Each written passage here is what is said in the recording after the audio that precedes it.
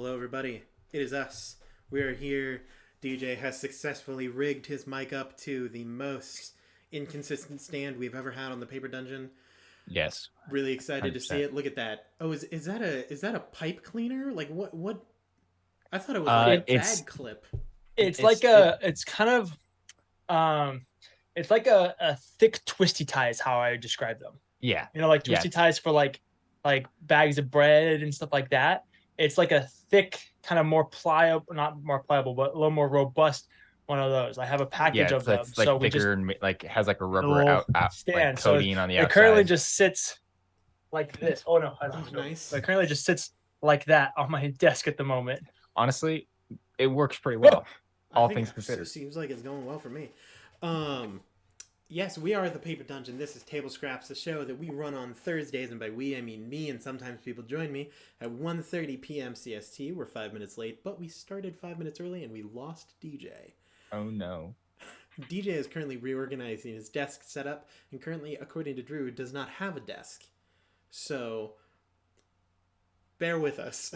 But this is the show on Thursday where we talk about the show on Monday that we run, where we play Dungeons & Dragons 5th edition, and DJ is our wonderful DM. We play at 7 p.m. CST, and it is an absolute blast. And then once we get tired of or run out of things to talk about the main campaign, we switch over and talk about last week we talked about interesting rules and why taunts should be included in 5th edition. Mm-hmm.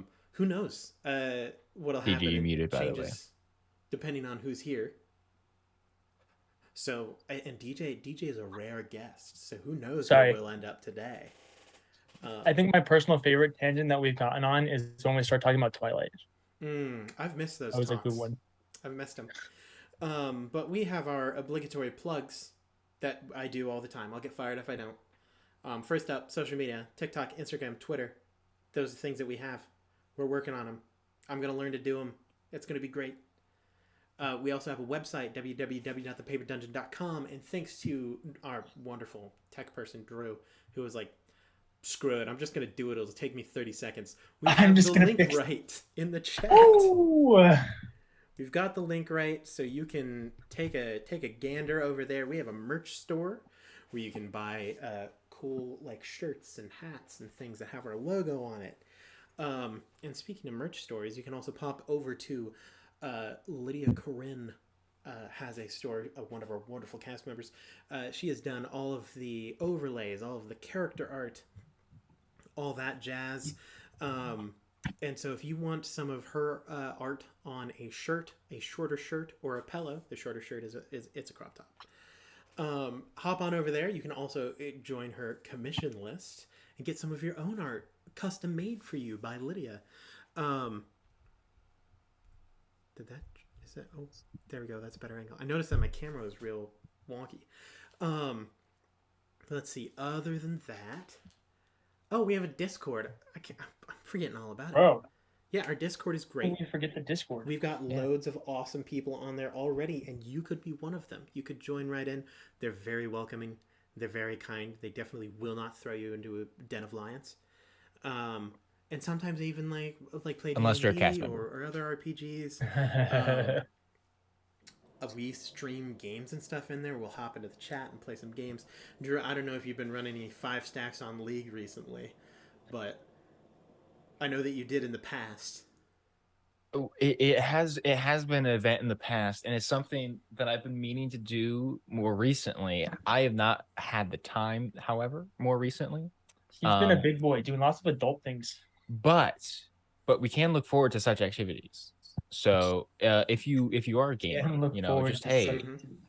I mean, sometimes we just like to hang out and play our different games and just chat it up. It's been a while, but we used to play some Among Us in there too. Some Jack Jackbox. That would be fun. We should have an Among Us night. We should. Really, what I hear, Aaron, is we just need a schedule. Yeah, we should set up like a schedule stuff to do with the Discord. Yeah, that'd be cool. Just like on. Have like someone write that down. Once in a month party games. Yeah, on Friday nights, we just go through a rotation. Like one night we do party games, and another time it's Among Us. Mm-hmm. Another time maybe it's something else. I know that one of the things that I've been thinking about recently, which I don't know when it'll go into effect, but I think that I'm probably going to do it, is I have a whole bunch of like new RPGs that aren't Dungeons and Dragons that I've gotten recently. I just kickstarted another one, so I will get 2 new ones sometime in the future. I'm really excited for those as well. How many do you have? He probably has like 10 different games at this point. RPGs that aren't Dungeons and Dragons. Give me 30 seconds. Let's see. I've got 4, 5, 6, 7, going to be 9 off the top of my head. And the thing is, look, the cast has a lot of stuff going on. We're like, we've got jobs, we've got lives, we've got people that we have to hang out with. I have school, Drew has work, we've got all sorts of things. So in order to find schedules that work for everyone, it's really difficult. So what I'm probably going to do is I'm going to be maybe contacting some of the people on that Discord to see if, hey, would you be willing to play test some of these RPGs, just as short little games or anything like that, just to see whether or not that helps with the scheduling at all. So make sure you're on that Discord and active in the community and stuff like that. And who knows? I might reach out to you if I think that a game really fits your vibe or something like that. Because I would love to set up some games, because I need to play test these anyway. And plus I want to play more Dungeons and Dragons and RPGs and stuff. Speaking of stuff like that, we have ways to support us. We have Patreon, Ko-Fi, and Streamlabs donation. The Patreon is really special. We're going to be doing a bunch of stuff with that in the future. I don't know about a bunch, but we're going to be doing some stuff with that in the future. One of those main things, we're going to have little mini like episodes, like duo shots with some of the cast members. Those will only be viewable on Patreon for a while, and then we will release them through the Discord to subscribers. So make sure that you are a part of that jazz if you want to see that extra content. Has the first duo shot already been recorded? I can't. No, we were supposed to record it last week or a couple weeks ago, and I know that it's been moved to move it once or twice. I think it was I think that's when Lydia had lost her voice. Mm-hmm. Oh yeah, yep. Because we had to, we had to cancel a couple of things that we had planned. Speaking of which, DJ, I don't know if you can, but if in order to speed those up, Grant and we're ready. I was gonna say, I feel at this point, I feel like Grant, you should do Grant and Aaron's first at this point. I feel, get that one done and over with. I have no plans for Saturday. Saturday evening, I'm in. I don't know about Grant. Table Scraps exclusive. You're seeing, our workflow right here. This is the best time to schedule things live on air. For everyone to see. Yep. Is that better? No, you know what, guys? How about real quick? Let's just talk about our finances real quick. Yeah. Okay. For the paper dungeon. For the fiscal year, just start throwing out accounting terms for no apparent reason. Yes, conglomerate. Exactly. I don't know words. The ROI on our Zoom meetings is not really going. Goodness,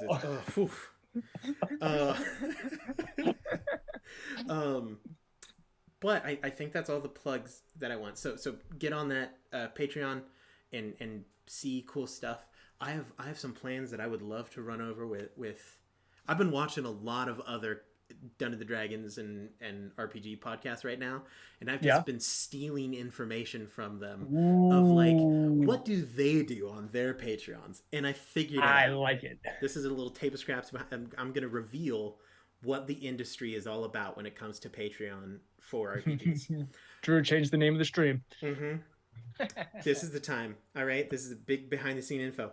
The trick of the Patreon is to have everyone who's on the Patreon do the work for the Patreon.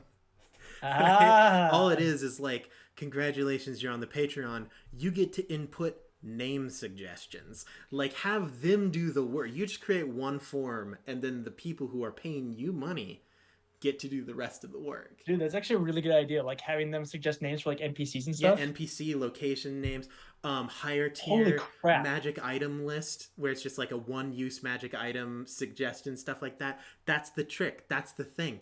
And then you can do longer term things where you do create the content. Yeah. Where it's like, hey, every 3 months we release like a little mini campaign or something. Like I've got loads of ideas. I've got loads of them. I like it. We'll have to that's talk. a trick because right now we've been struggling because it's like, as I said, it's really hard to get everyone together to do stuff. So the solution: have you guys do stuff. Done. The Dungeoneers run the paper dungeon. Heck yeah, dog. Yeah. People like to feel included. That's the absolutely. Key. They like to feel included. They get to see their cool stuff on the show that they like, and that's awesome. That's true. That is really it's cool. rewarding. Maz is like, fantastic. My goal of running the paper dungeon is finally coming to fruition. Maz, hit me up. I'll sell you my half. Here's for its total worth of 30 cents. Yeah, exactly. You can own the paper dungeon. But I want to talk about the actual thing that we came here to talk about, right? I think that's D&D, right? Oh, that's what God. we do. Oh, the worst. I don't really remember. I'm not really. Yes. I don't really do this thing.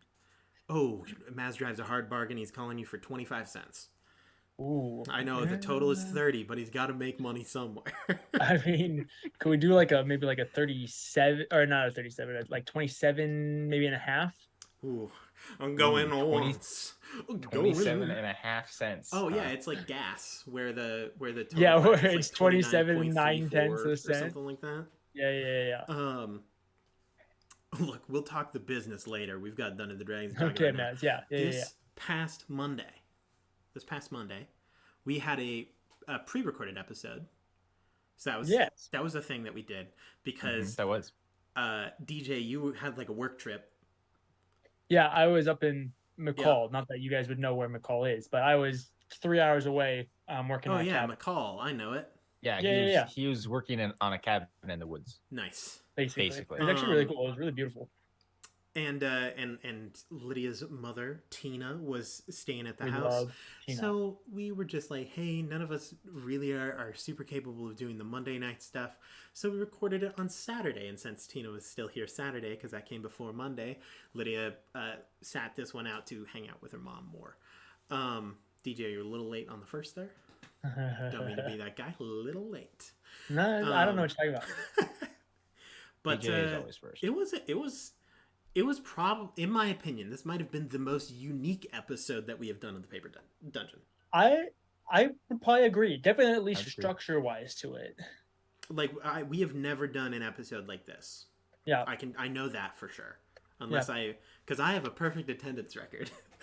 You do have Aaron does have a perfect attendance. He's the only person. We should get Aaron a sticker. Oh my god. This is a lot of pressure because now if I miss one, I have to throw away the sticker forever. Can I get like a half sticker because I've kind of been there for every episode? Yeah, you've had to see every episode. You and Grant get partial participation like stickers.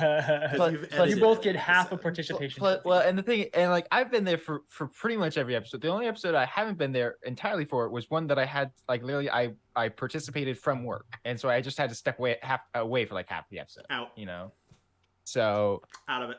Gone. Nope, sorry. That half. He's gone. Counts.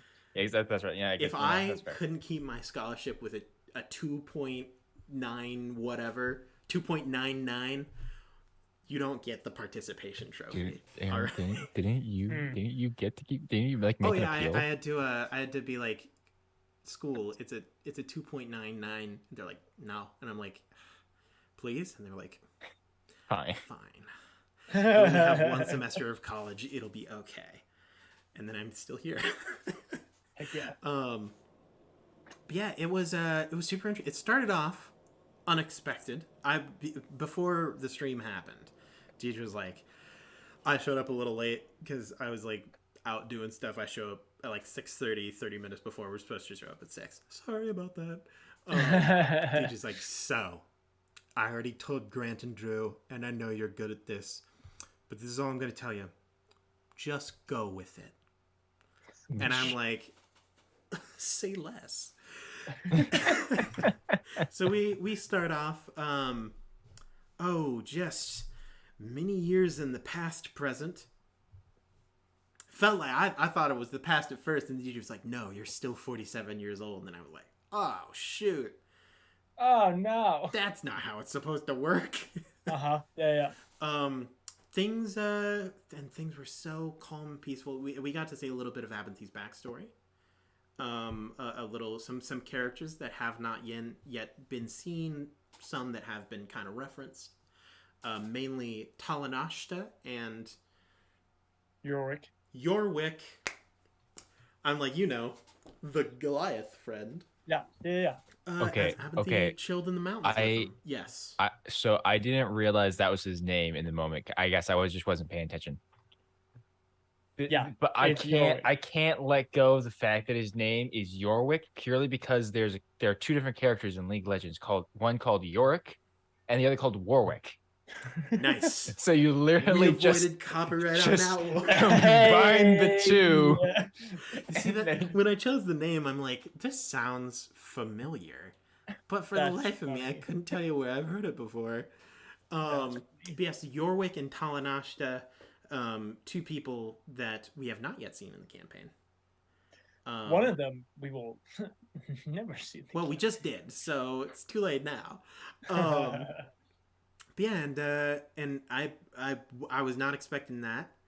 And then we kind of live a day in the life of Abenthy in this weird, not how it actually is world. And then things just escalate really quickly. My favorite part about it, so basically I wake up from a spooky dream as Talanashta has turned into a demon and is attempting to strangle me and smother me with a pillow. Like, what are you gonna do? Classic a day in the life. For Abenthy, yes. I've dated Glossia. This is not that weird. She's not trying to choke you out. She's trying to just smother you with a pillow. Yeah. She's trying to just kill you. Basically, the goal is I die from lack of oxygen. That is the goal. Whatever form of asphyxiation that is. It does not succeed. Luckily. Thank goodness. And I get to have a very dramatic moment on a windowsill, which was a great time. I talked to Grant afterwards, and he's like, I did not realize that Abenthy could deal that much damage in a turn. And I was like, yeah, dude. Bro. It's a spell. It does stuff.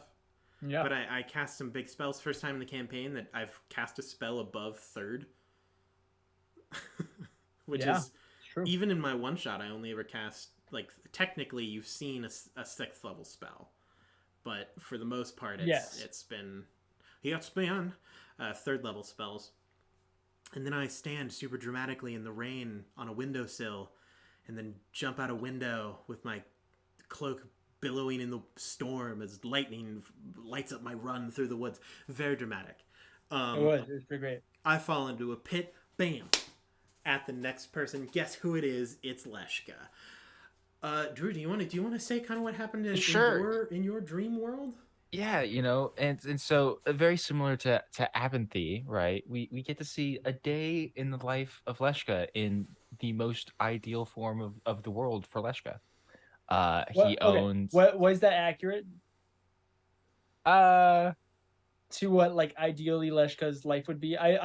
The whole ballroom party was not my intention of where it was going, but it ended up being that way because I was just. I would say overall, it's pretty accurate. I mean, it would definitely be a dream of Leshka to one day have his own personal library that is his own, that he can kind of share the knowledge that he has accumulated, because he very much is in that mindset of knowledge and wisdom for the ages should be shared with people. That way, that way history doesn't repeat itself, like it always does. I honestly do like the idea that even in Leshka's ideal world, there's the things that he doesn't like, because in his ideal world, Blix is there. So it's like he knows that even if in his ideal world where he's like, I don't like going to ballroom dances, he does like being around Blix, and Blix does. Yes. So it's I got it. It's this is the ideal. It's fine. Yeah. Well, and, I mean, and the relationship with Blix is really interesting too. So. Yes, and I thought that was perfect, honestly, because it is very much as kind of has been teased a couple episodes ago or whatever, Leshka is into romantic relationships, but he definitely would like view Blix as like just a life partner, right? Which I thought, and so I thought that was fantastic. And so yeah, so like partner in reverse crime. But we pick up with Leshka kind of in his personal library. He's reading a book that he got from a friend. That's me. That just so happened to be Abinthy, even though he doesn't actually remember Abinthy at first. Goes to this in the dance. dream world. It was written by Abinthy, but it wasn't Abinthy who gave you the book. Yes. And so they then, Blix is there. She's getting bored. She wants to go dancing. So they go down into the nearby town. There's a bunch of other like wealthy, like scholarly people there as well. Like, and it's just a great, this great, beautiful time. It was a lot of fun. I thought it was great. And then Abinthy is apparently there just dancing with somebody. I'm just awkwardly in the like, and very quickly a confrontation is had after a brief conversation between the two of them, and Leshka again not remembering who Abinthy is in regards to being one, somebody he's been traveling with the past couple months, and two, this traveling tailor sort, more of these gruesome mage slayer who just has wrecked kingdoms. The mage slayer of Avarice. That's right. And so a confrontation is had, and then after Abinthy proceeds to kill everybody there, Leshka finally comes to, as it were, after seeing Blix silently burned to death while staring at him. Good times. Not traumatizing at all. No. Abinthy only brings good things wherever he goes. There's never any conflict or strife. Well, see, and so the thing that I find that I'm most excited for about the next Monday is for the conversation that's going to happen between Leshka and Abinthy afterwards, right? Because there's some things that Leshka now knows about Abinthy that do need to be addressed. I'm excited because I think that this conversation is going to go much differently than you expect, and I'm very excited for it. Maybe. Who knows? Maybe I'll surprise you for once, Aaron. You surprise me every day, Drew. every day. Every time we play Dungeons and Dragons. I sit there and I go, huh. Look at that kid go. Look at him out there. Really, we do that. Really, we do that with Grant. Oh my goodness, that beautiful boy. Speaking of Grant, after I kill all of your friends, yep, we both all of your loved ones, go. We escape to Grant's ideal world, which obviously this is after the break. First of all, I found it hilarious that Grant just straight up didn't play for the first half, which Grant is super okay with. Grant loves. Every D&D group needs one person who's just there because they're excited to see the game happen and they participate. But like if they aren't present, they're just excited to watch. Yeah. Grant loves the story, and he loves the story for everybody. Like, he sees the character growth and the plot twist and all that for each individual character, and he loves it. He loves that type of stuff. The other thing about it is Grant's a tired boy all the time. Oh my goodness, yes. He's so tired because he works so hard on all his stuff. So he comes to stream and he's like, I'm so excited to play, but I'm so tired. So in this particular week, don't worry. It was great because then he got 2 hours of just getting to hang out and chill before he had to actually like work. Hey, Grant, just take a nap real quick. Don't worry, bro. I've got you. You just don't get to play. But we end up in Grant's ideal world. Well, not Grant's. It's Edward's ideal world, which I was talking to him afterwards, and he was like, I felt so bad because we come from your guys' worlds and you do all these eloquent things. And he used one of my favorite lines from the episode happened super early, literally like at the start. It was like one of the first things that I said. DJ Talanashta asks Abinthy like, hey, are you like daydreaming again? And Abinthy just says, I've always been prone to wander, whether it be mind or body. Super simple, super. And Grant's like, and you say that, and I'm like, wow, that could have been in a book. And then it gets to my story, and I have a son, and I'm like, do you want to hear a story? Which, mind you, we both agreed he did a very good job. But he was living in the completed Athala with his wife Tiala. They have a son named Mel, which is the Elvish word for love, I think is what he said. Okay. Man, elves are so lame. Yes.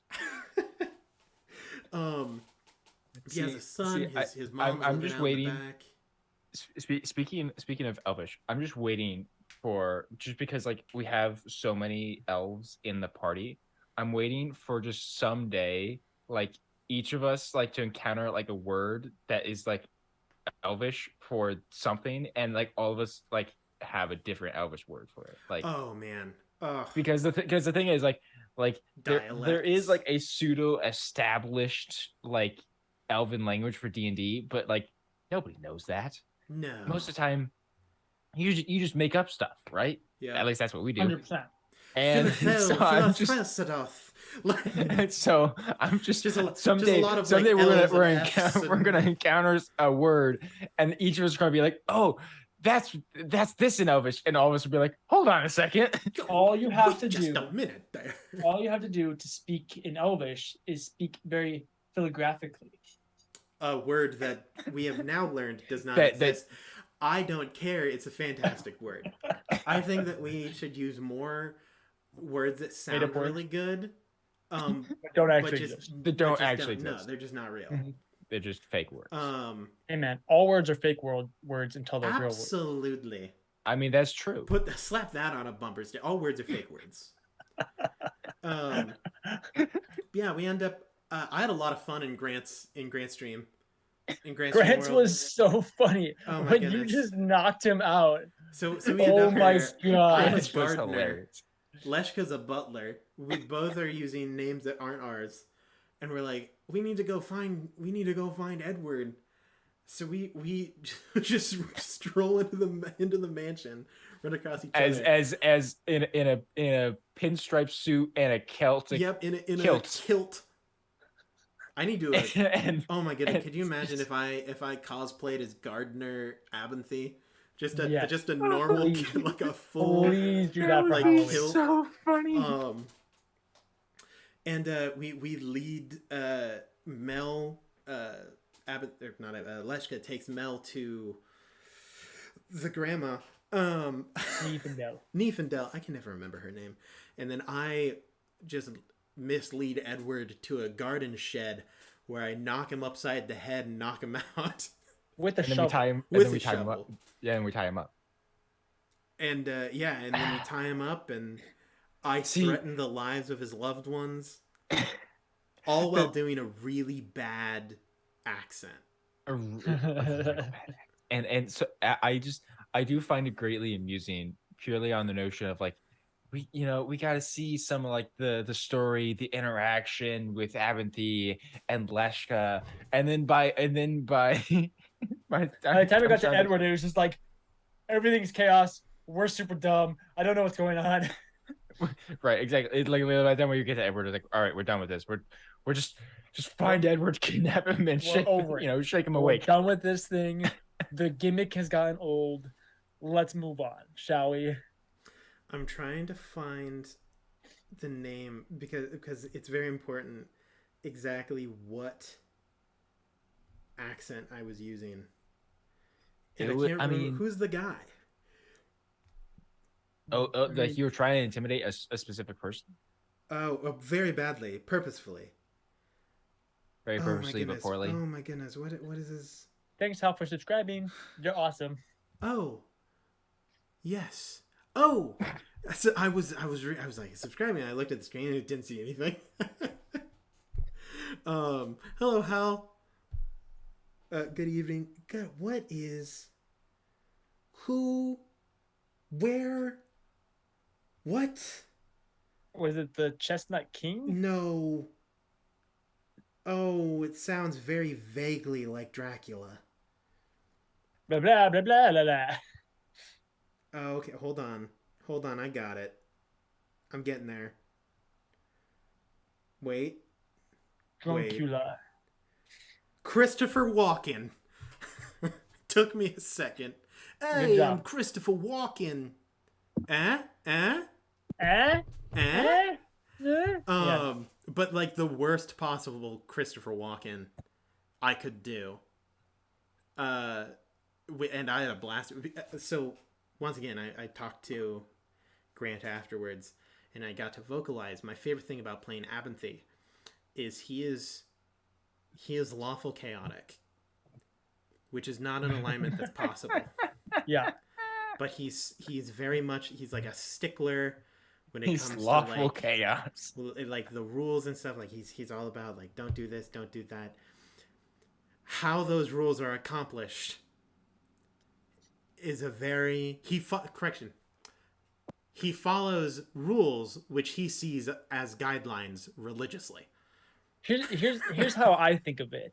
You know the rules so well that you know how to bend them without breaking them. Yeah, and so he'll just do stuff.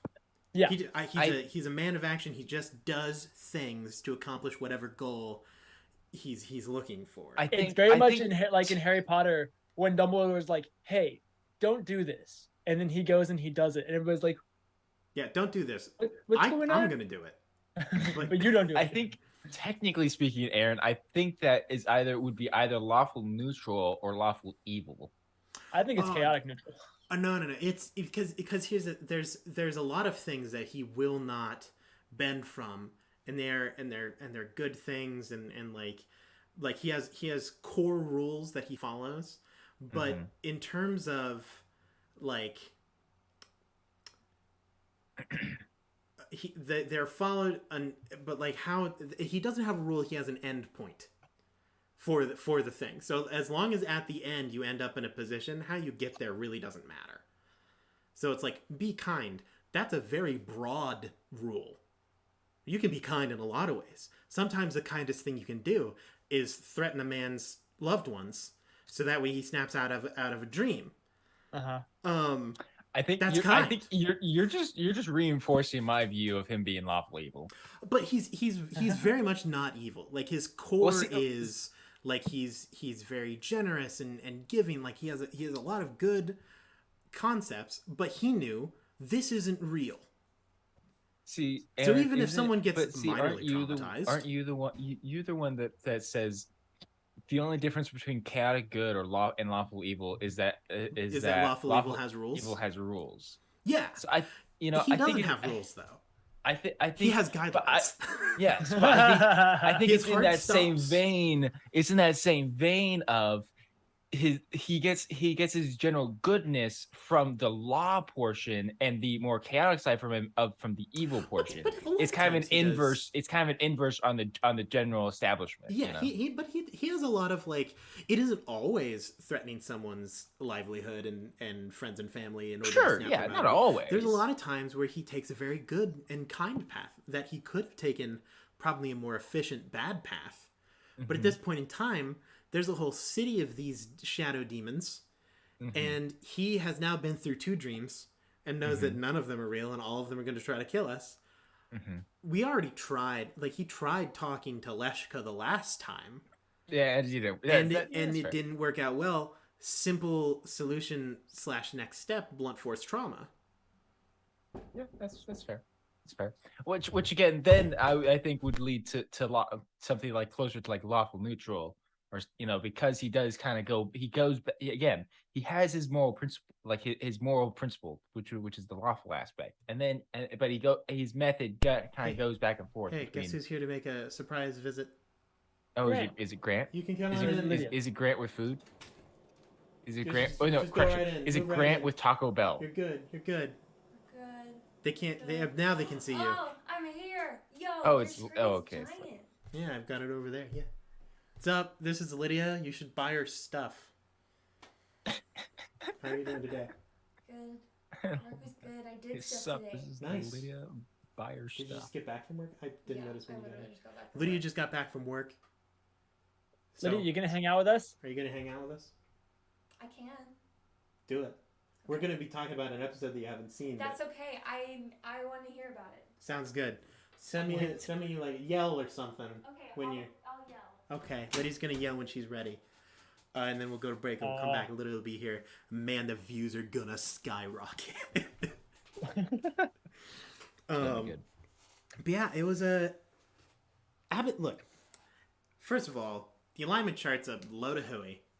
Doesn't make any sense and is dumb. But what matters is, empathy does things, and I love. That's all that really matters. I mean, yes, you are correct. Whatever it is, Abinthy's doing it, and he's excited about it. And I love it, because I don't have to deliberate, and we get things occur. That's all that I honestly care about when I play Dungeons & Dragons, is that things are happening. I'm not a big fan of those, like, we've deliberated for 45 minutes, and we've ended up on... Nothing. That each of us wants to do a different thing. Yes, exactly. We've decided that we won't do anything because the session's over. So basically, Speaking this is of- what it is. This is what it is. Abinthy is Mary in the Council of the Treants from Lord of the Rings. You know, Yeah. it's just like, But you're a part of this world. We have decided you are not orcs. And it's like, dude, it took you But the what entire about the day. war? It took you the entire day to determine that. And Abinthy's in that situation. He's like, so in the time that you took to decide that, I burnt your forest down. like correction. I've set up fire bombs around your forest. If you don't attack these people, I'm gonna light them off. Nothing you can do about it. And then he just sprints into the woods. So, speaking of Abinthy taking radical action, how are you looking forward to, Aaron, the next session when you get to go to Wisteria Vale? Oh boy. I'm gonna have to think of what disguise I was in the first time, and not use that one. And not use that one. And then, because Who was honestly, I the first time I came here? I can go into it a little bit more once the episode actually happens. But Secrets. Come back next week for lots of plot. Abinthy really doesn't like either Avarice nor Wisteria Vale. But he feels, most likely his dislike of Wisteria Vale is more residual anger than actually mad. Like, it's like when someone didn't do anything wrong because of the not wrong actions that they took, bad things happen to you. And you're like, I don't like you. And they're like, what did I do? And you're like, absolutely nothing. Yeah, But because of you doing nothing, I'm sad. And therefore I don't like you. That's how he feels towards Wisteria Vale. He's also a bit guilty about them. He's not happy about that. But he's not happy that he feels guilty? Oh, no, he hates it. Like, he did some actions that he feels really guilty about. And he wishes that he didn't feel guilty about them. And he kind of feels justified in his actions, but he also hates the fact that he feels justified in them. Abinthy is a very complex character. Abinthy is currently in the state where he's like, I know that I did something that's probably wrong. Yes. But I don't really feel bad about it. I feel bad about the fact that I don't feel bad about it. Like, I don't like the fact that I did this evil thing and it didn't bother me. It was wrong, but everyone would admit that they would have done the same thing had they been Abinthy. Yeah. Or at least he believed that everyone would have done the same thing. Oh, hold on. I'm gonna keep sound on. I think Leshka would have done it differently. Oh, Leshka probably wouldn't have done anything, that wimp. Probably. Well, I mean, I guess it depends on where it was. See, here's the thing, though. Which I'm hoping is becoming somewhat more and more clear. Usually, Leshka is a scholar and a traveler, not an adventurer. And that distinction is sometimes hard to see, which I've been trying to make a little more distinct. I thought you've been doing a very good job. He's a researcher, not a fighter. Yeah, you know, and because again, well, I mean, it's true. Even in this last episode, like like mentioning like, oh hey, I must slay this foe in front of me. He's like, okay, but that's not really. Well, hear me like, out. He's my like- friend's enemy. I don't know if I'd say that he's my enemy. Yeah, and again, like even then, it's like Also, okay, Lydia, Leshko is you like are the kind of on person who would. on screen, on stream. We're here. This is Lydia. Hello, everybody. Lydia's here. Hi. Yeah, just like Leshko is usually he's the person who's like, okay, if I don't like you and like you did something wrong, I'm more likely to like like detain you and like send you to the authorities, not like just try and just murk you, Hey, Lydia, am I allowed to use you for views? Yeah. Sweet. Oh. Is it now Aaron, Drew, DJ? Oh, and also Lydia's here. No, I just updated the name of the stream to Lydia's Lydia's here. Ah, nice. So that way they see Lydia and they go, oh. Ooh, all right. Impossible, a Twitch stream with a female on it? With a female. Crazy. And then they get in here and they stay for the content. You're the hook, Now what? we're the line. And by we, I mean everyone here. So congratulations, you're both the hook and the line. Hi everybody, this is Lydia. She plays Dungeons and Dragons with us. Are you gonna be here this next Monday? Better be. Yeah. Sick. Unless something terrible happens. That'd be bad. But Yeah, we don't want. I like don't terrible plan on anything terrible happening, so we're good. Yeah, things. how? Usually they don't. Usually people don't plan on terrible things happening. Usually. See, It'll be as- good to have Ranaia back, especially since you guys are like actually making moves now. Well, I was gonna say since we've actually like have made a little bit of progress. And Yeah. we, I and can we only need our- stall we need for our so cleric. long, you know. We Look, need I our think- cleric, our Stall. clerilock, our war cleric. Yeah, we need. What is your multi-class name? I think War Clerilock Cleric. isn't bad, I mean, clerilock isn't bad, but war cleric sounds cooler. but War Cleric is already a subclass. But war cleric is a thing. I mean, I suppose that's fair. I like Clerilock Clairlock Clairlock. works. or Clarilock. Like That feels like a mouthful. Clairlock. Clarilock. Sounds like Or- a spell. That I was gonna say it sounds like Clerilock a Pokemon. sounds like a last name. Clerilock, I choose you. Or clock. In fact, I'm down actually, with- I'm down actually, I'm with gonna go. Clock. I'm gonna go. Clerilock. Clerilock sounds like a Yu-Gi-Oh monster. That's what it Mm. sounds like. I summon War Clarilock to Lyric? the battlefield. But anyway, War Lyric. War lyric. well, Eric. So, to finish this past episode, basically we all get out of the dream after Abinthy doesn't have to kill any of Edward's loved ones, so that's great. Yeah, no, Leshka did that. Yeah. Literally, Abinthy's like, thank God we get to avoid killing anyone that Edward loves, and then you open the door and you're literally- like stabbing 3 of his family members in the back. You're like, Literally, hey, no, guys. literally, it's perfect because like it's literally like you're in the shed. It's like, look, dude, we don't want to like have any of your loved ones die. Let's just get out of here. Boom! Just dust and ashes. Opens the door. There's just a crater that Leshka standing on There's the edge like on. the nuclear shadows. Yeah. That's all that's left is just Uh-huh. imprints of Oh. where the people were on the ground. There's just a hunched one and a small one. Yeah. You know. Still in mid tambourine shake. That's dark. It's real Yeah, dark, Aaron. so we escape that dream through a well, and we end up in the vaults of Avarice, hence the name of the stream. A nice foresight Wow. there, DJ. Thanks. Crazy. It's almost like it was planned. We figure I out why think we're one of my there. favorite things that has come about. So when we started doing the second half of the campaign, we started having me name the sessions before Mhm. the stream instead 'Cause of we gotta us get that naming them clickbait. afterwards, which is great. But I really enjoy the speculation that happens because Drew will be like, DJ, what's the name of the episode? I'll be like, The Vaults of Avarice. And then Aaron's like, Oh. Because look, I didn't expect this element of my backstory to show up for episodes. In fact, I never expected us to ever go to Avarice or anywhere near Here's there. the thing, Aaron. Here's the thing, though. We have all made that mistake. Remember the beginning of the campaign. I never when- got to make that mistake because I revealed every card I had in the first Okay, 5 but episodes. no. Remember the beginning of the campaign.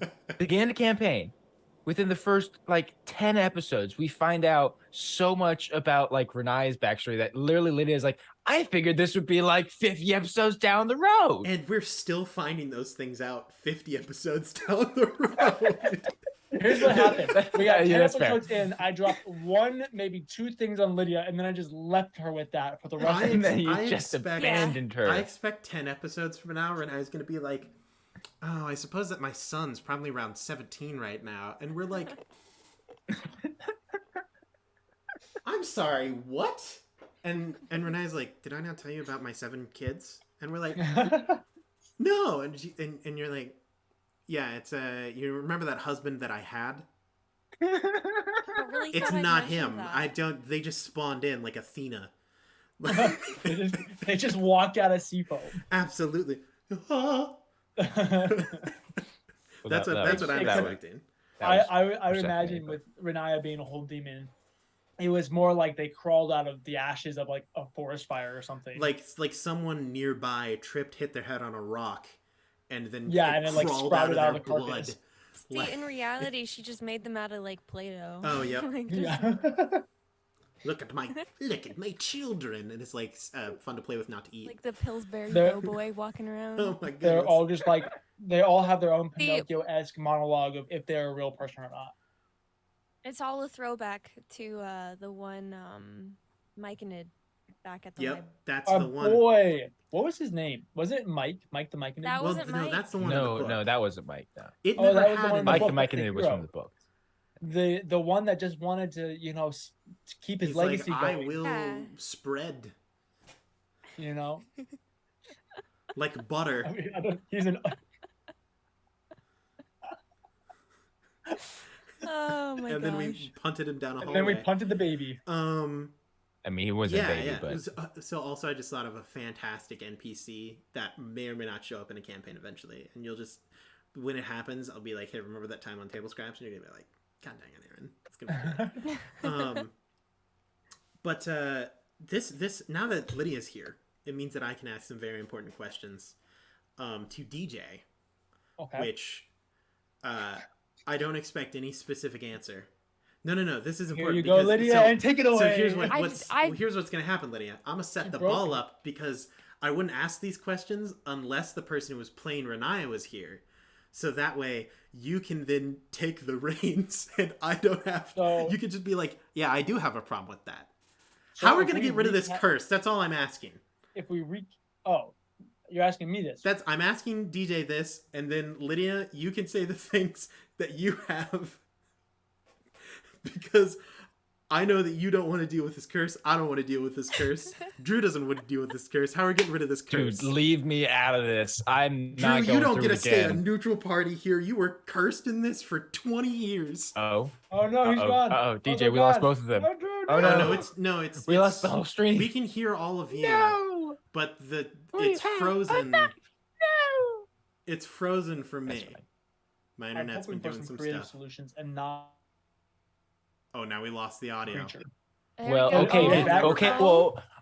Well, look, DM. If you want us to do a different solution, you gotta give us a bone, okay? Whoa. You can't just tell us the only way to break the curse is by killing someone, and then expect us to be like, oh well, I guess we can't. I like that we Drew gotta said come up he with was something gonna else. stay out of this, and then just threw himself Lydia, into it. This is what I mean. I asked the question, and then everyone else takes the flack. All right. Here's the thing. So there's 2 options. See, no. Well, you guys disconnected, and DJ and I were just kind of hanging out. I could hear you. And he just passively mentioned. Hear you. We could hear you. Nobody else could. So I'm making sure. He just passively mentioned, I hope you guys come up with a more creative solution than killing someone. Excuse me, DM? We've been looking for a solution wait, hold forever on. now. DJ, what are our options? You said we had options. Well, there's option A, which is the super messed up and evil option. Hold on, wait, no, DJ. If you say the options are kill somebody or figure something else out, I'm going to punch through the screen. This is why I asked the question only when Lydia was here. So there's the super wrong, horrible, and evil option, which is like, hey, the next time you find like a goblin or something, just touch it and then kill it. That's terrible. It's horrible. Don't do that. Drew's like, now hear me out. If the goblin is gonna fight us and try to kill us anyway. And I'm going to strategically make sure that there's never an intelligent creature that you guys encounter from here on out until you reach the BBEC. see, okay, because here's the deal, DJ. So, what's the second option? Well, Here's the deal. I want something else. Well, I have I have a thing, but it depends on what you say our second option is. the second option kind of depends on some of the other things that you guys discover in the next 10 or so episodes. 10 episodes? I have Dog, a question, DM. What do you want from me? I have given you so much information about the rest of the campaign in the first 5 episodes. Okay, We still have no, like no, no. 6 Here's the months deal, of DJ. episodes DJ. we're supposed to go through. DJ, You this expect is us to what's not gonna touch happen. anyone for 10 episodes? DJ, this is what's gonna happen. Uh-huh. I am going to strategically figure out a way to get Ranaia to end up linking with Grotz. And then Grotz cannot leave. And you have to be Grotz the entire stream. And Grotz becomes our tag-along NPC. That actually does give me an idea that I was not thinking of, but that's a great idea. Not the Grotz, but I have other ideas now. So, okay. Can I ask DJ? Uh-huh. This curse Uh-huh. says give me the exact wording of the curse. Like canon curse. What is it? Like I want to see. I want the fine text. I would like to say that before as I said, I'm going to use you as the hook. Our viewers increased by 5 people immediately after you. We're reeling them in, baby. This is not a drill. I'm looking at you 5. I know. I see you. I respect it. Let's see. Where is what I'm looking for? Because there's a chance that we just can kind of dance around to the whole stuff. Yeah, I'd rather not keep quarantining in D&D. Fair. He's like No, how can I well, make we sure don't want Aaron that. Doesn't absolutely. Yeah, master this? let me just read through this to make sure that Aaron doesn't. He's like, I blank want to it. make sure that I've got this. Here's what we do, guys. We make a bubble suit, and have Ranaia wear a bubble suit. My original plan was to put her in an orb of invulnerability, but we have now learned that does literally Nothing. jack. That does nothing except for. It protects you from spells. As So a if you're like in the DM, middle of a barrage. It's a really good spell against low level parties. Ruins people's days. Okay, so here is the reading of it. Okay. Ruat's curse. Once attuned to Ruat, you cannot lose attunement except through death or powerful magical means. 2 people can be attuned to this item at once. The first person who encounters the wielder of Ruat is bound to that wielder and attuned to the item.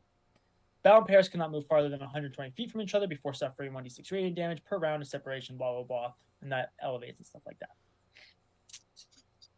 So I would just like to point out, it says in the curse that there are powerful magical means that can break the curse. Okay, yeah, but you've Okay, given us nothing. So then here's an out of game question. Go for it. What is the definition of powerful magical means? That is a great Probably question. something of like 8th or 9th level. Okay. So I have a question.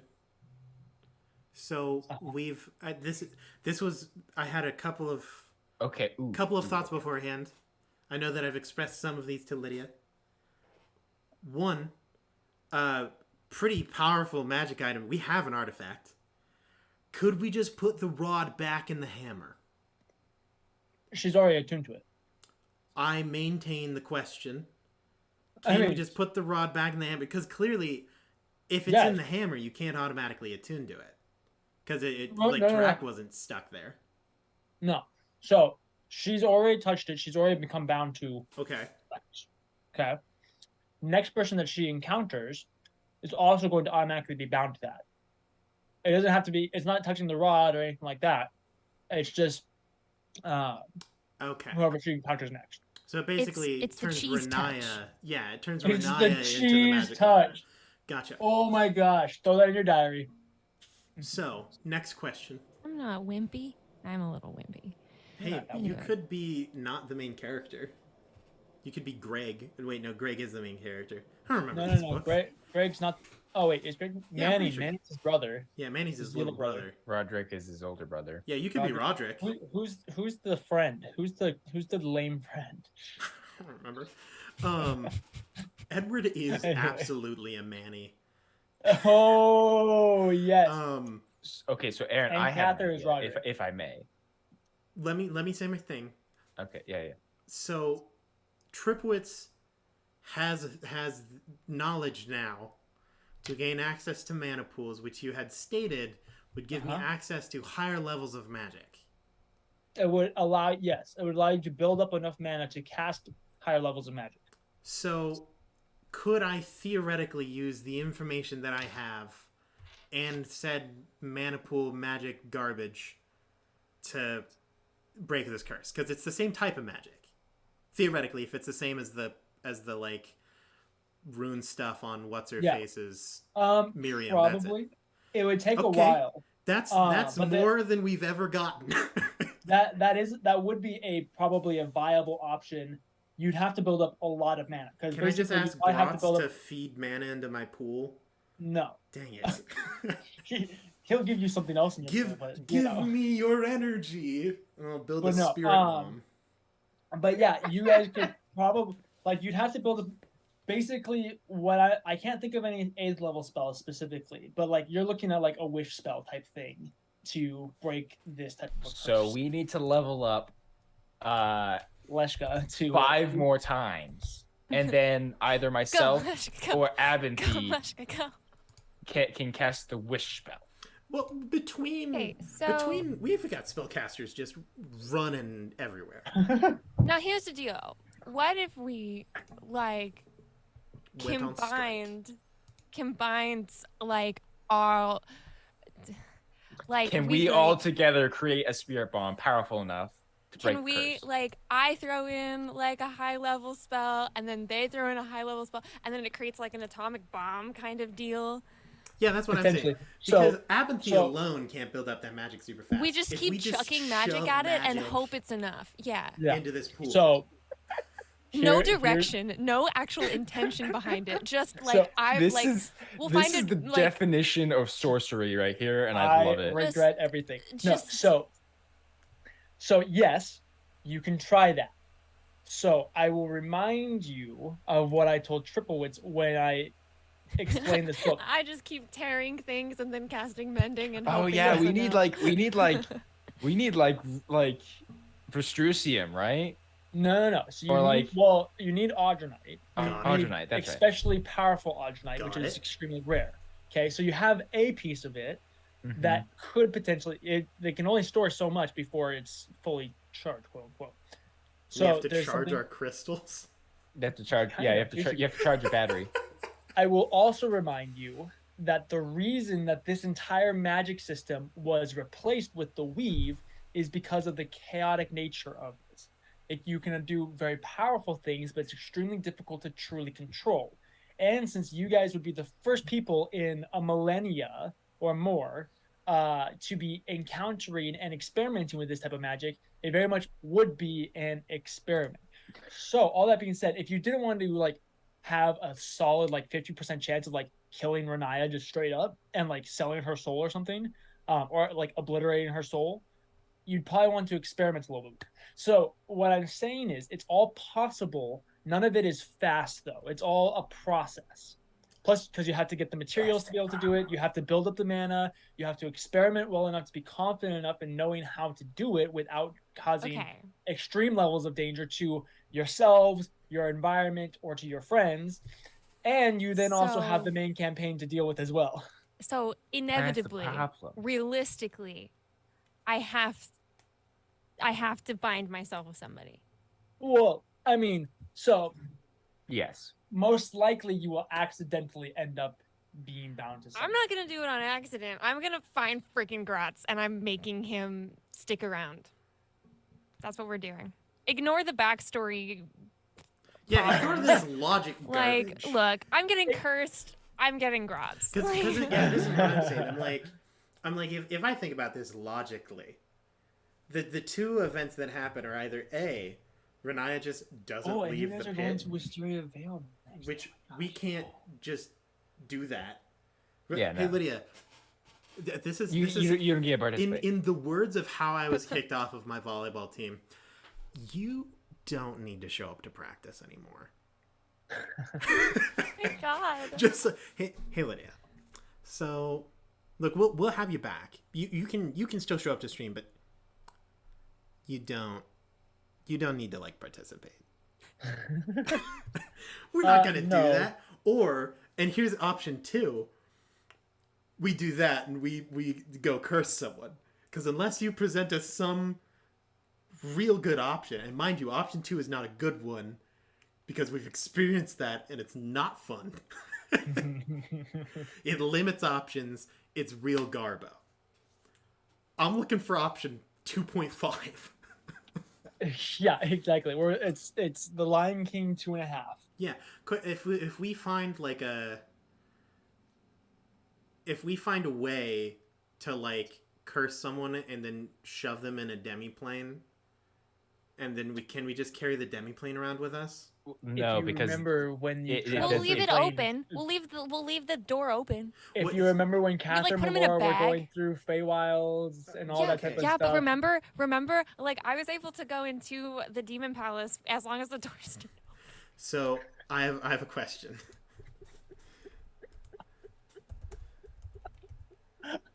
What's the how can we what's the loophole that is I had mostly ethical? You know? Okay. We don't kill someone. Okay, hear me but out. we imprison them in a demiplane and force them to live out their lives with an open door, but never they being can't actually leave. love is an open door. Okay, no. Hear me out. If we can find we know a couple of archmages. We need to find one who has the 9th level spell imprisonment. Uh-huh. And they can use the Isn't that imprisonment Donna? version, Minimus Containment, which they just shrink to the height of 1 inch and is imprisoned inside of a gemstone. And we curse that person, shrink him to 1 inch, and we just carry him around with us. Okay, so again, I'm God. going to pose a question: is that morally better than just finding a goblin who's like a part of a Leave raiding the party? goblins alone. Okay. Absolutely. well- The goblins were your idea. No, the goblins weren't my idea. Yes, they were. Mine was literally just some rando, and then Yeah, we and just then killed somebody. some I was dude literally on the like, I'm street. like, Ranaia doesn't care. Now, to be But you fair, care that about the dude on goblin? She that doesn't dude wanna on the find the, street like- could Like be she a doesn't want to goblin, like find but we some don't like like the sweet old stereotype lady race and of like the murder evil. her. But she's also like, yes, look, we can't I'm in a choose the tough goblins spot right who are now. raiding villages and pillaging I and mean, casting some but- of them, towns but on not fire. all Look, of the the- goblins. Well, yes, thing obviously is- we wouldn't just pick a random good goblin. He's like, my hi, my gosh. name is Dave. look. All I'm saying is, I'm willing to make some casualties. Remind me what your alignment is. Good Who enough. the frick knows? Good enough. DJ. Chaotic evil. DM, I I'll tell think you, it's chaotic chaotic evil might be, It is or chaotic. at least maybe chaotic neutral or More neutral like Ranaia's evil. been through some It's crap. chaotic evil. It's forever. chaotic neutral on a good day. more like chaotic hot.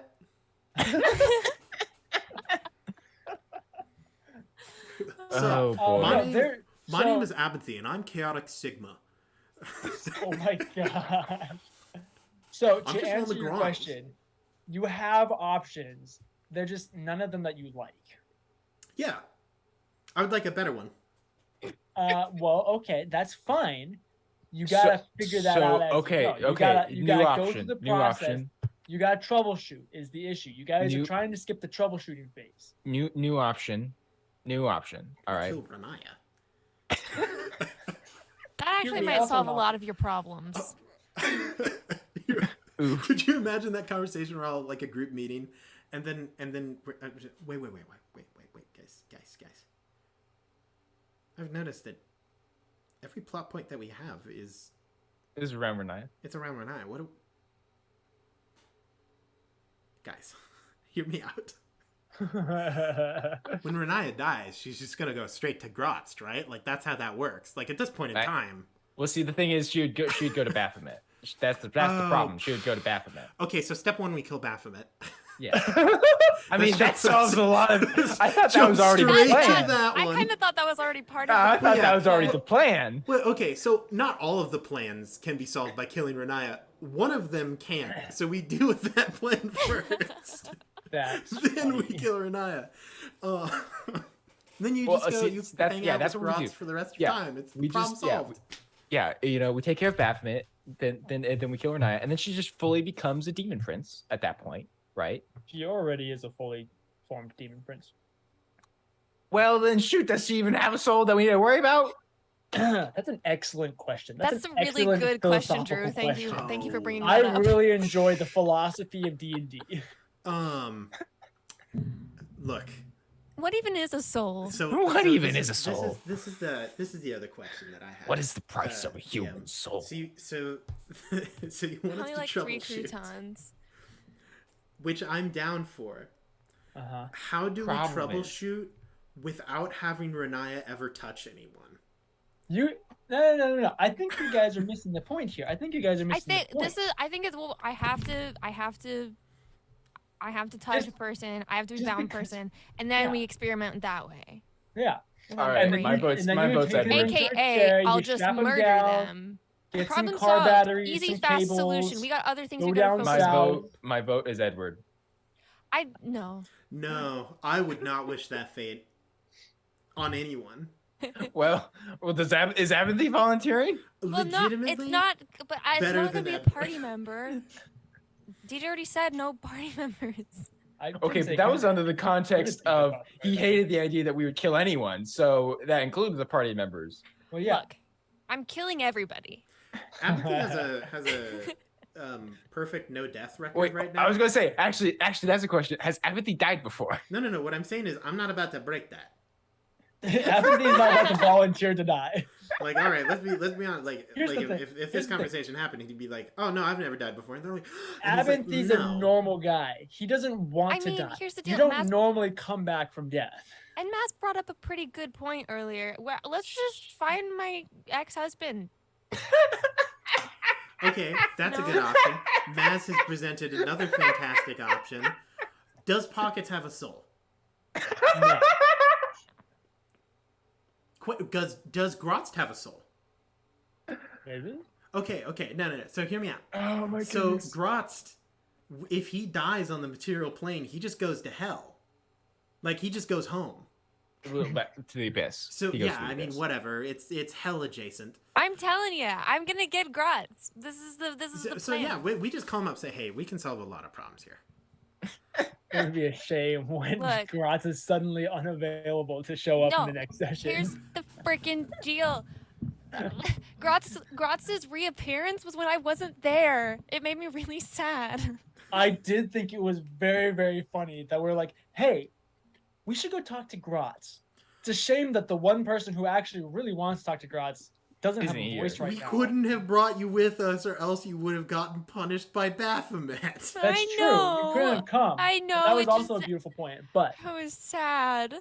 I was sad. Look, this is why I checked with you. I was like, hey, we were in the kitchen. I was like, hey, is there anything I should or should not say to Grotz? You're like, no, just live your dream.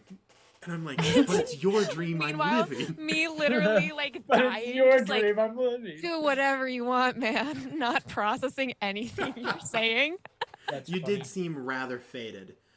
Oh my goodness. But yeah, it so many. It's tough. I am very much enjoying the fact that I have stumped Aaron. Well, okay, no, there's a lot of solutions. I'm just Aaron's not like, seeing no. I'm not seeing a lot of pathways for the actual troubleshooting. Yeah, the thing is like there's a lot. It feels kind of like there's an infinite amount of options. But and none of them are good. We're not sure which one. Where to start? Because like regardless, getting rid of the curse would be the best. I see. I understand. Yeah. Like just getting rid of the whole curse is ideal. Yeah. Like not even like, yes, it's just gone. But like, like dispelling it or something about that. But the only way to dispel it is with magic that we don't have and no one that we know has. Yeah, so your options are, so far you guys have discovered 3 viable options. You either find someone and kill them. Yep. Okay. You try and do the mana pool thing and build that up. We take another time skip. Yeah, another 6 months later, you guys are like, all right, we're ready. Test number 1. Let's by try then, it. Catherine's dead. Ended. We're just all living in the bottom of Gambit's Keep. You guys try that, or you try and find someone who can cast a wish spell and convince them to help you. Those don't exist. Hear me out. I mean, Miriam Azima. Dude, she doesn't like me. Yeah, no, that ain't and happening, I don't like buddy. her. That ain't happening. Hear me out. That's never happening. Powerful enough to cast a wish spell. Hear me out. That's the other not- but she's person not on the gonna help us. sacrifice list. There's no way she'd help. Listen, okay, you guys got off on the wrong foot because she is very polarly against you exploring this thing. Here's the thing. Okay, I don't know if And this now, is accurately. and then we blatantly explored it and are now like, hey, we got into a situation because we did exactly what you said not to do. Yeah, exactly. We're being so can you punished for the get us thing that out you of it? advised us against. Yes. So I suppose that's fair. But yeah, it's not that she doesn't like you. It's that she's like, yo, this is a really dangerous, horrible thing that nobody should ever touch. Don't touch it. This is what it is. She views you guys as children who are like sticking your hand into like the attic when you shouldn't be. Here's the problem, though. We aren't doing it because we want to. We're doing it to stop the other people from doing it. And the other thing is, she doesn't view us as her children. She views us as someone's children. Yeah, it's like someone's children showed up in her attic and started messing around with her. If you have ever worked at retail, and you look over to an aisle and you see, like, into grocery, and you see a 4-year-old who has broken open a jar of jam, you look at it and you go, I'm not going to touch that. And you leave. You go away. And you go and you find their parents, and you're like, hey, your kid has a broken bottle of jam. I think he's not, like, chewing on glass. Go deal with that, because that is not my child. Yeah. So it's not that she doesn't like you guys. She thinks you guys are perfectly great. You know, she's happy that there are people in the world who are trying to do good in the world. In her mind, the best way to do good is to not even explore it. It's to not touch any of it, to just let it be. Because she spent the last however many years not having to worry about it, or has been worrying about it, and the best solution has been nobody's touched it. And that's the way that it's worked. And whether or not she's right in that idea, that's what she believes. Obviously, Drew disagrees with me. I greatly disagree. Well, yeah, I understand that you would disagree, but that's the point of having different points of view. She's just dumb. She's not dumb. Dumb. No, she is dumb. This person has a different point of view than me. Dumb. Dumb. No, because see, here's I just introduced you to the most powerful NPC you've ever met, and you say she's dumb? Correction. She's very intelligent. She's not very wise. Because here's the problem. There are other people who are trying to figure this stuff out. All right? It's not like we want to figure this stuff out. We're being forced to for the sake of the world. So her refusing to help us just makes it harder to save everyone else. I would like She's to present got a classic case of anxiety. Another option as presented by Mass. Scorched Earth. What? We just go full Scorched Earth. We wipe it out. We wipe the whole planet.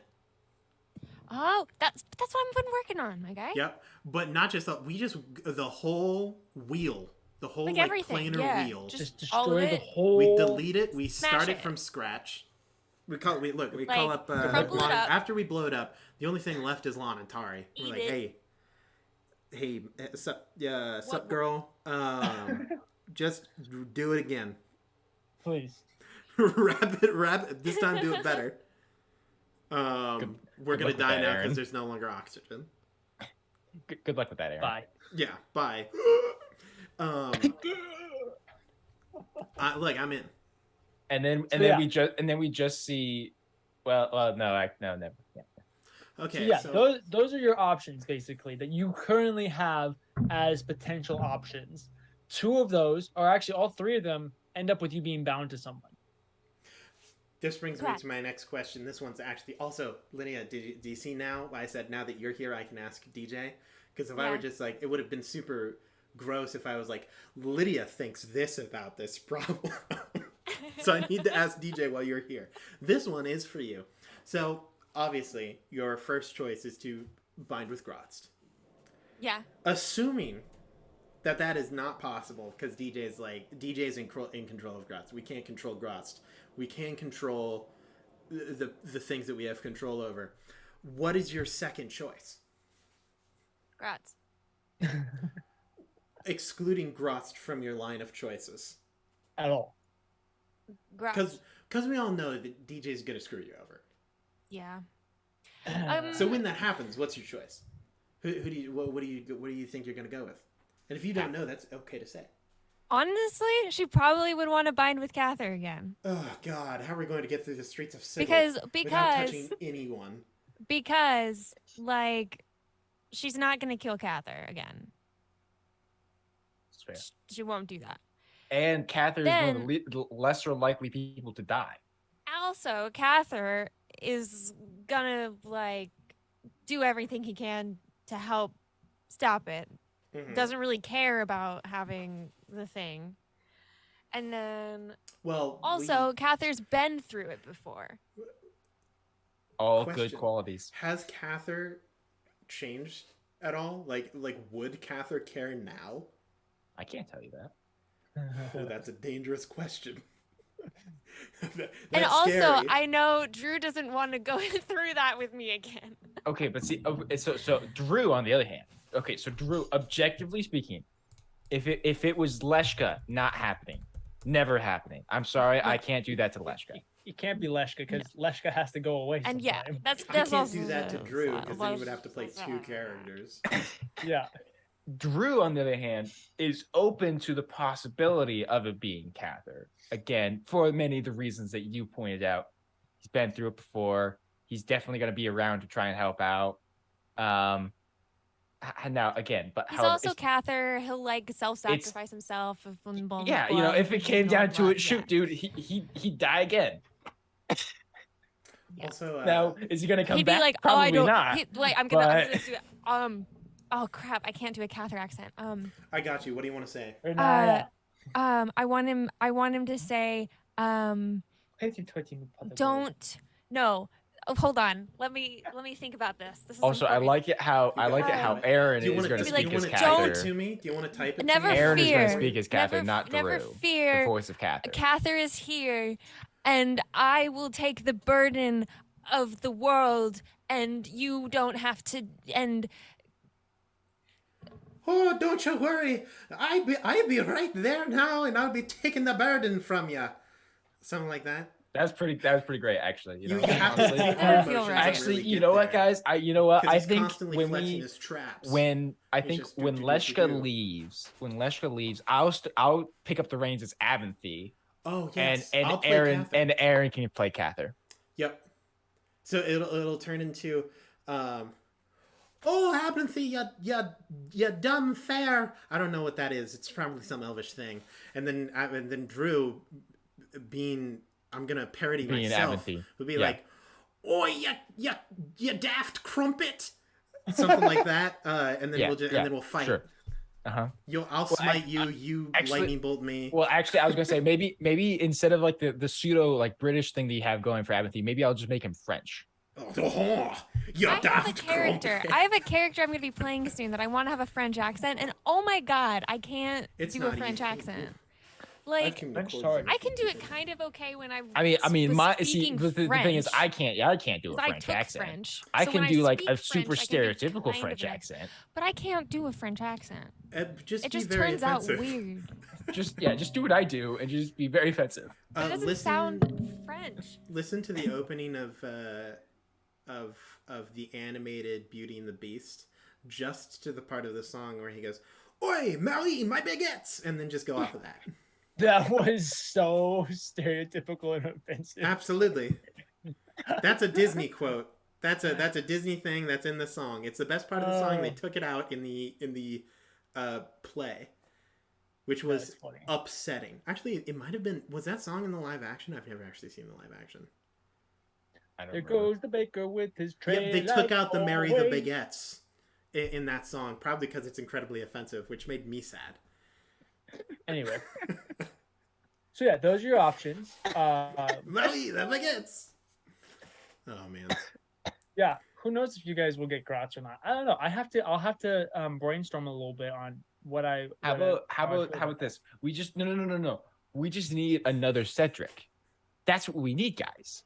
Did Cedric have a soul? Oh no! Shoot, Cedric doesn't have a soul. No. I'm not saying we need Cedric. We just need another Cedric NPC. We just need Grots to send Ranaia just a random soldier, just a random like guard from the palace, and he can be Cedric 2.0. Or Grots could just. But see, here's the thing: we can't have Grots a part of the party. Why? Because he's like a beyond 20th level party member. What's wrong with that? I don't see a problem here. I don't see the problem here. Oh, if anything, I see the solution to many problems here. That's the problem, Lydia. It's the solution to too many problems. Grots is too good. Oh man. We'll figure it out. We'll do something. We'll do something. Something. I did like the bubble suit idea. I'm down to troubleshoot, but let me tell you, DJ, if I start troubleshooting, you better give me some hook or something. Because I don't want to be troubleshooting, because here's the thing. Troubleshooting in a metaphorical reality means that it's just me saying a bunch of stuff that I don't know will or has any chance of working. Yeah, and then me trying to see if I like it or not. And you sitting there and being like, on a whim, I've decided that this one might sound interesting, but I'm not even going to tell him that. He'll just keep going. Yeah, exactly. So you better give me some. I will dig through books for days. I'll use my plus 13 Arcana to figure this out. However you want. But if I roll another 35 on a check with Arcana and I get injured because of it, you better straight up be looking for your shoes, because I'm taking a dump in them, buddy. Keep an eye out. I'm coming for you. If I beat the impossible DC by 5, and you're like, and you still get punished for it, 2d8 damage to you. Also, nothing changes. I swore. When did I do that to you? When we were trying to get into Sigil. Yeah, we tried to get into Sigil. I'm gonna try to change the word, and I was like 33, and you were like, it now deals you damage when you go through it. Congratulations. That's funny. Because the context I would have been fine with a no. If you meet the impossible DC, you succeed. No. That's not. No. That is technically how it would work. No. When you meet the DC of an ability, you succeed. That's what the whole point of the role is. Yes, Drew. But what you don't, or what you're failing to mention. You learn? When will you learn that your actions have consequences? Thanks, Lydia. I appreciate it. There are things you have to remember when it comes to DMing, that sometimes things are just impossible, no matter what you roll, and you can always have them roll. In those situations, DJ, I just tell my players no. I was perfectly fine to have you roll. I don't care. I usually let you guys roll no matter what. I just already know beforehand if it's even possible or not. Just stop me, dog. I have 70 health. I can't let there be a ray of hope that just ends up dealing damage every time. Yeah, so I'm down. I think all of us are down to do some troubleshooting, but we better see some. I have to make some ideas. My favorite thing is that most likely this conversation happened and DJ's like, yeah, there's another way, and we're like, but what? And DJ's like, I can't tell you. What's the other no, sorry. Yeah, there's definitely another way. I can't give you any leads. Yeah, it's just that's the other quick Google search on Aldermonitor, ways to break curses. Yeah, here's the thing. Here's the thing. For all of my fellow GMs out there, let this be a warning that you can only buy so much time. You know? You have to eventually give them something. You have to give them a bone eventually. And sorry, I've been buying time with Ruat for like 2 years, so I should probably figure that out. For about 75 episodes is how long. He's like, look, you got this item. And I was like, yeah, that'll be a cool little tidbit. We're not going to do anything. And suddenly it's the plot. We got the item before the campaign. Yep. Yeah, which was good. It's just, some of the my details, thing... like how can you break a curse set by a celestial from millions of years ago? He gave a beyond 20th level to figure out. He gave a legendary artifact to a level 1 party. My favorite thing not just a level 1 party. I gave it to you guys. So this is my favorite thing. DJ's like, it's time to throw him a bone. Yeah! And he just like nails us in the face with it. He's like, by the way, this was a dinosaur bone. It weighs roughly 3 tons. And you're like, why? I'll give you a bone. This is what you asked for. You wanted a bone. Okay, you gotta be more specific next time. It's like when like a Yorkshire Terrier sees like a stick that's meant for like a bulldog, like Clifford, and they're trying to like and they're like dragging this like bone behind them. But man, are they ferocious? Huh? I said it's great for slowing down the plot. It really is, and that's if there's any one thing that we love here at the Paper Dungeon, it's making sure that the entertainment value is just way slower. Listen, if we here's the thing. You guys have made so much progress on things in the last 5 episodes. Have we? No. Here's the thing. What happened is DJ set up a puzzle piece, like a puzzle, and he's thrown the pieces into a shag carpeted living room. We found a lot of the pieces. We still have no idea what the puzzle is. Yeah. Or how many pieces are left. It's good. I'm glad so far, I'm really happy with the things that I've heard from you guys because some of them are true and some of them are not. Because, I've got a lot of theories. I think all of us have a lot of ideas as to what the campaign might be. Yeah. Currently, we know that we are attempting to do a puzzle. And that blue is a color involved in it. Somewhere on the puzzle there is the color blue. We don't know how much. We are a little concerned that potentially a dog has eaten some of the pieces. Yeah. You're like, here's the thing is you guys have figured out that there is a puzzle, but all the pieces are the same color and there are no edge pieces. We also get a little bit distracted. It's like one of those like really like big lots of pieces puzzles that's just a gradient. Yes, exactly. It's just a gradient, and there's no edges. There's no place to start. It's also double-sided. Every once in a while, someone comes in and says, "Hey, let's play some video games too," and then you guys can do that. Well, I like to think that sometimes, like, we're distracted by the other puzzle, which is we're still not sure exactly who threw the puzzle pieces onto the ground. And right now we're just trying. We're like, all right, I swear to God. But we don't have like a solid surface to like put it together. Yeah, it's like you have to put it on the shag carpet. Yeah. And we haven't been able to vacuum in weeks because of this. All right, because you know that if you vacuum, you're going to lose some pieces forever. Sounds like a struggle for you guys. Basically, we're in heck. We're in heck. It's not quite bad. Like no one's died. Yeah. But this sure is inconvenient. You guys are quickly running out of people who can die. I think Edward can die one more time and Abinthy can die twice. And that's it. But here's the thing. So Abinthy's never died. I don't even know if Abinthy can die once because at least one of the gods of death is very against Abinthy. Yes. There's some grudges. But see, it's if it's Azulok, that's the best one to be on bad terms with. I said there's at least one. Okay, but see, at least one. There's a lot of gods out that there. means that I would say that means you have at least a 40 to 50% chance of coming back. That's better than most people. Look, that's a lot better than most people. There's a non-negative chance that multiple gods have lost a lot of money betting that Abinthy will die. Do gods have used money? Yes. Don't you know? If demons use souls, then gods use something else. Just souls. It's just souls. It could be more souls. Souls are just the currency of the outer planes. And so I just want to say that there may have, in kind of like the Deadpool, like where he got his name from, the Deadpool, where it's like, who's gonna live this time? Like that was the name of the like betting pool, was the Deadpool, like who would die.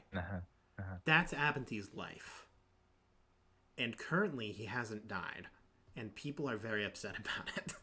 See, because they keep expecting it to happen, and then he doesn't. I find this greatly amusing. Purely, again, for more of the context of how Cather and Abenthy are going to interact with each other. Absolutely. I'm a little concerned, because Cather's going to get there, and he's going to be like, so, like, my gods talk to me often, and they're like, hey, this person hasn't died, and he's, like, escaped death way too many times using unfair cheating means, not just like, oh, clever wits and stuff like that. You are literally number one on the list. Like, most wanted, preferably dead. And Abby's just going to be like, go on. That wasn't me. That was my... Which different identity did I use at that point in time? So yeah, it's going to be something. But yeah, so Abby's going to avoid dying as best as he can. Fair. Because even, like, he's hung out with plenty of clerics. One, mainly. But, you know, it's always safer to just assume it's not going to work. Yeah. Well, good talk, everybody. See you on Monday to go over how we're going to get Ranaia out of this curse. I'm excited to craft stuff too. Also, I see, man, and I really want to play Cather again. Like, I miss my boy. Yeah. So we're gonna spend. Here's the thing: you can never be happy. You play Cather for a little while, and you go, you know who I want to play? Leshka. And then I let you play Leshka for like 6 episodes. Here's the thing: from the beginning, I said, hey, I just want to play Leshka for like a couple episodes. That's all I want. Hold on. Sorry, you're gonna be stuck with like 10. Hold on, everyone. Quiet down. Lydia, could you speak for me? Nope. We can't hear you. What? She's gone. No. You two, shush. Lydia, keep talking. What's going on? Could you turn your mic up? I'm checking your levels. You weren't here when I was doing the level checking earlier. Hello? That's great. Okay, I'll stay just like this the whole time. Okay, legitimately, you are now hitting the bar where everyone else is. Hey! Okay, that one was a bit loud. Because I noticed everyone was speaking. There's a little bit of distortion in that one. Hello, I am Drew. Hello, I am DJ. And then it was like, I am Lydia. And I was like, something seems... I can hear a voice in the background. I'm here. But yeah, you deserve to be heard. But so here's the timeline. We can spend an hour troubleshooting this curse. Second hour is going to Sigil. Latter half, at least an hour to find Cather. And then we can do a round 2 troubleshoot of the curse. Round 2. This time with a new paladin. That's next episode. That's the plan. Except that you have to go to Wisteria Vale.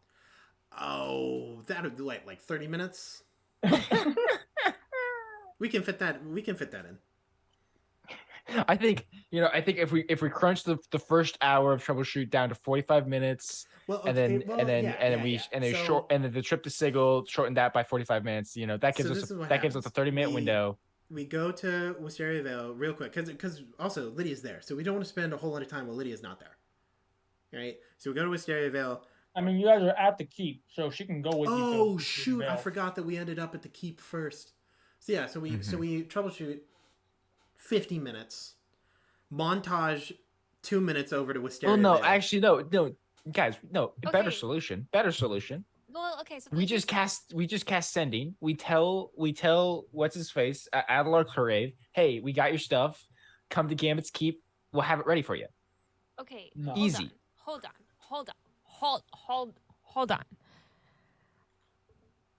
Okay. Next episode. Are we finding Cather next episode? No. Oh, probably not.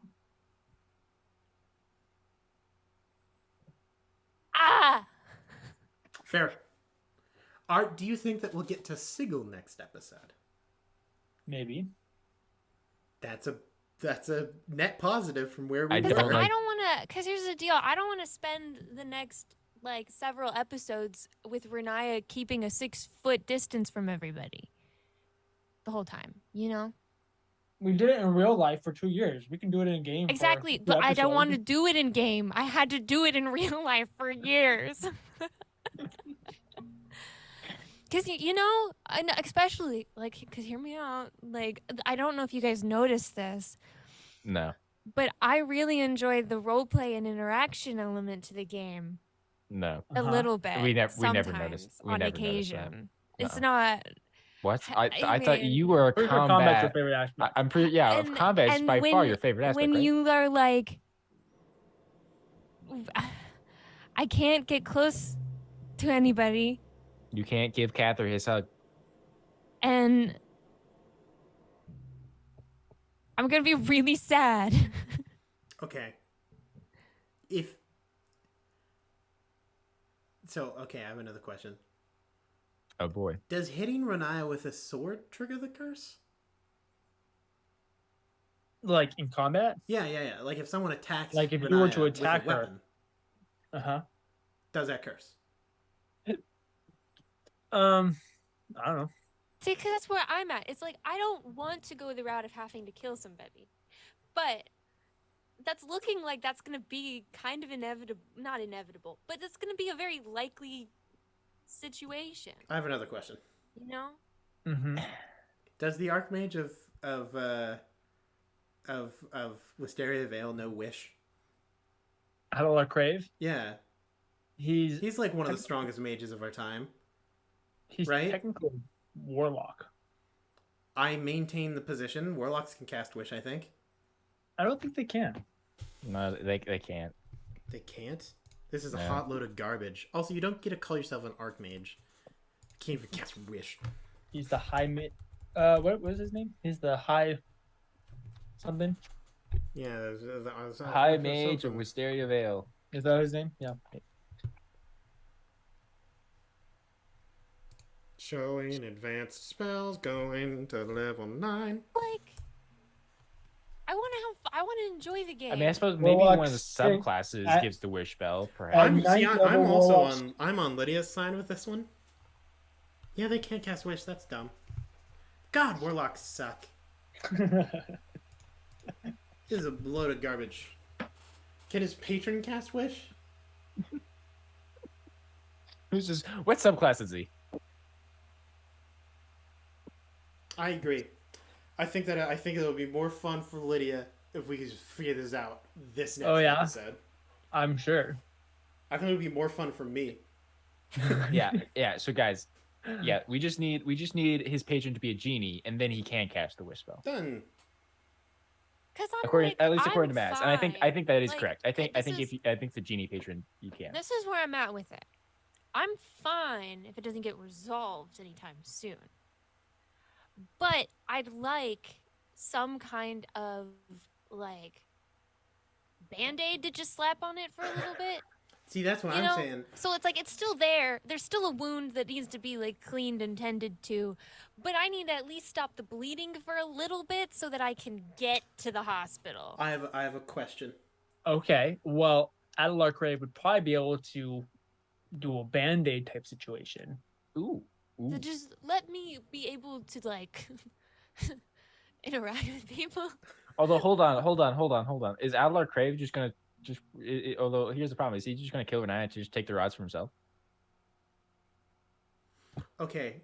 Excellent here's question. the other suggestion. That's funny. You think he can? It would make sense to me that although the hammer is not able to just completely negate it, that it could suppress it for a set amount of time. This is not a I think that this will work. This is a suggestion so that alternate. DJ doesn't have to do work. Okay, alternate solution. We already know we have to take care of Baphomet. We just go do the Baphomet thing first. Okay. We bond. We have. I don't think that we can kill Baphomet right now.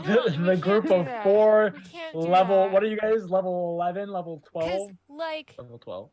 level Also, 12. then that's Lydia fine. doesn't have plot. Oh, there's still plenty of. We got to plot keep later. that going But for a bit. level 12 characters all mages, I will point out. None of them really a whole lot of melee. Oh, Edward's or got it. anything like that. I was gonna say I Edward's just fine. need to be Edward's able got to it. go into a space and not be concerned about a random person accidentally bumping into me, you know? That's what I'm saying. Here's what I would do as a DM. All right. Bubble suit. We put the rod in the I hammer, don't and like we a know bubble that it will not get rid of it, but it'll suppress it for like 2 weeks' time. So we need to find Catherine that 2 weeks, or like a set amount of time, or until we can, we know our end goal. We put the rod in there, and it's like we got a time limit, and then we got problems. Yeah, that gives an incentive right there. Talk to Adelar, or I mean, I guess you don't have to. But the other thing is, I think this was a point, Aaron, you made at the very beginning, kind of deal, and then we kind of were like, but it is a different piece. Curse could be different, or have Hey, DM, is different the curse different? elements to I it. don't know. You guys haven't touched. You guys haven't done anything with it. Because I'm scared, DJ. You've traumatized me, man.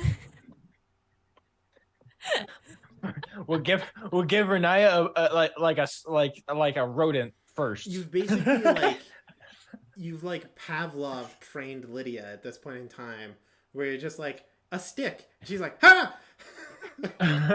I will say, the curse is the same. Just to make your life. DJ, I was giving you an opportunity to help me out a little. I don't want to help you. I've noticed. I'm confused. Why do you think that I would put this obstacle in your path and then say, hey, here's the direct route to go around this thing? I don't know, because that's how a guideline works. Hear me out, DJ. Could you imagine if you went on a guided hike and then the guide showed up and he was like, so we're going to take this path. What are you waiting for? Go. And you're like, aren't you a guide? And you're like, yeah, also there's been construction on the path. It's incredibly dangerous and we are in rockfall season. Also, there's a bear spotted 20 minutes ago. Yeah, in fact, it's literally there. What are you doing? Just go. I have given you guys like 6 options at this point. And you're like, but don't you know how to circumnavigate all these problems? You're also not playing the game right now. I'm concerned. That's the point of table scraps. Say, hey, out of the game, here's exactly the step-by-step process for when you guys are in the game. Do this thing to solve your problem. Step 1? You guys all suck. I'm not looking for steps 6 like 2 through 19. I'm looking for step 1 and step 20. I gave you like 4 options for step 1. Step 1's garbage. I don't know what you want from me. I just literally said, hey, I want your anger and emotion for the next 3 minutes. You could probably put the Band-Aid on that you just asked for. I'm okay with that. You're actually. like, I am okay with that. I am okay with going, hey, Adelar Crave, can you solve this problem for the next month? And he's like, okay, and then we just go. Then we got a month, we figure it out. It was like, hey, if only there was someone to do this. And I was like, well, this guy could probably do this. And you guys are like, I don't know. Here's some other options. And I was like, no, I just gave you the answer. No, what do you want? But see, here's the thing. We don't know this guy very well. Okay, so like, the thing that scared me. But the thing that scared me was you were like, yeah, here's this guy, but he may also kill you and take the rods from you. I didn't say that. Drew said that. Drew said that, and then you didn't say. You were like, what do you? I can't just tell you everything. I understand, DJ, but my little anxious heart can't take it. Yes, it can. I forced it to grow this way. It can only take so much, DJ. You're a little girl. You have a lot of growing to do. I'm done growing, DJ. I stopped growing in 5th grade, man. It's not gonna happen anytime soon. I have another question. This has actually nothing to do with the rod. I think I may have already asked it, and the answer was like, I know of him, but not that well. How well does Abinthy know Adelar? Not at all. You've never met him. You know of him. How much do I know of him? What have I heard about Adelar? Okay, that means that there's a potential that I do know stuff about Adelar, which is good. Because there's a chance Adelar would have, or Abinthy would have done some amount of research. Was Adelar there before the war between them and Avarice? Yes. Okay. So that means Abinthy would have done some research about Avarice and Adalar. But then again, Avarice Where is is very Avarice? different. Oh, it's like nearby. It's north. Let's see. To the map. I think it's this one. I know you've got Jormungandr like here-ish, and then Okay, so lots of pencil that you can't see, but here's Ocleron, right? Yeah. Also, this is backwards for you guys. Okay, here's the Lunenkona Mountains. So like Athal is like right there. If you remember, towards the north of the Lunenkona Mountains, there's Jormungandr. Okay, Avarice is like right up here. It's been a budding empire, like a slowly growing empire, and so they've taken over a lot of this space. Here's Harentha, there's Jormungandr, and they kind of have. Oh, okay. It's right next to Harentha. Okay, great. It's north of Harentha, east of the Lunenkona Mountains, and west of La Stella, west of the Hornlands. Okay, great. Yeah. And so yeah, Abinthy, I would think that Abinthy has the at least potential to get a read on Adalar's like countenance. I honestly think Adalar is probably not that bad of a guy. Probably. Just off of a guess. This is Aaron speaking. Knowing Abinthy's backstory between the two and knowledge of the two cities, I can tell you that he's probably a better person than who's ever running Avarice, which is a low bar, but still a net positive. That's true. The guy who's running Avarice is not great. He's the word we're looking for is ambitious. I don't think that's the word that I would use. Well, something more like warmongering. Yeah. Something like despicable. It would be a good one. Fair. Avarice is not a good place. No. Hence, I don't know if I did a great job of it, but I tried to do a really good job of everything sucks. Exaggerating the differences between the city of Avarice and the city of Wisteria. Slate gray, sad, pain, and then an overflowing green happiness place. So yeah, so hopefully the person who's like really important in the overflowing green happiness place is DM. Can I just call up Archester real quick? Who's Archester? Remind me who Archester is. Archester is my chrono mage that I've played a couple times on Table Scraps. Oh yes. Who's like a level 15 wizard. Can I just call him up real quick and have him come help us? Do you know him? Well, he's like he knows Avarice well, because he's like a merchant that's been contracted in the Avarice because he frequently visits like Jormungandr and he's been to both Avarice and Wisteria Vale. So like, I do like that. There's kind of just this section of the continent. It's like, hey, here's a bunch of city states that all kind of run their own thing. It's kind of fun. You have a feudal era Japan area of the world where it's just like, I don't know, someone showed up and said that they own this city, and then a bunch of other people did it, and no one's gonna talk. Like, no one's like. And here's the beauty of it. Avarice has noticed that. Here's the thing. Here's the situation that has caused Avarice to rise, is the fact that Avarice showed up, they did their thing, they established themselves, and then they're like, hey, look, there's like 6 major cities around here that are all self-governing and don't have an army to defend themselves. It's just their citizens. We're gonna take that. Yeah, that's ours. They showed up and they were like, we own this, and they're like, can you prove that? And they're like, can you prove that we don't? And they're like, well, shoot. Yeah. You got me. yeah, fair enough.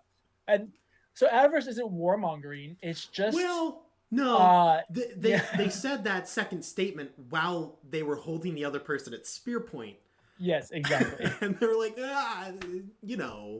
it's just, to quote it's just business. To quote Beckett from Pirates of the Caribbean, it's just good business,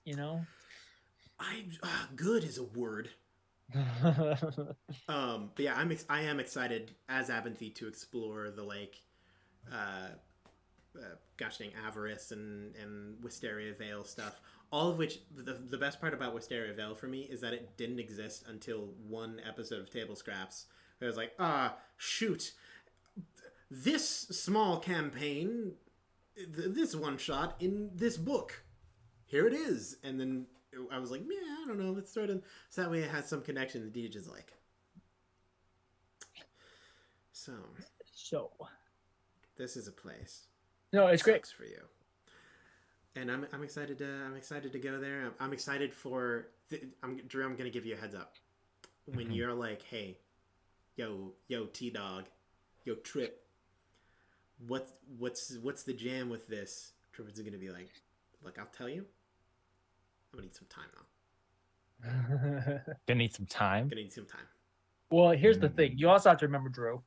So you're asking him a very personal question about his past. And while Leshka doesn't know this, the reason why Triplewitz doesn't want to talk about this, he just had to re-experience and relive. Well, okay, but you know what? Hey, he didn't tell me that part, so I don't know that part. So that's I know you don't know that part. It'll take some time. Plus, I've got plans in place. I've got plans. I've got thoughts. But I can tell you right now, you're not going to know the truth of it next episode.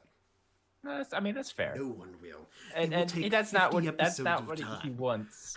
He doesn't want. Yes. He doesn't want to know the whole story next episode. Here's what I think is going to happen.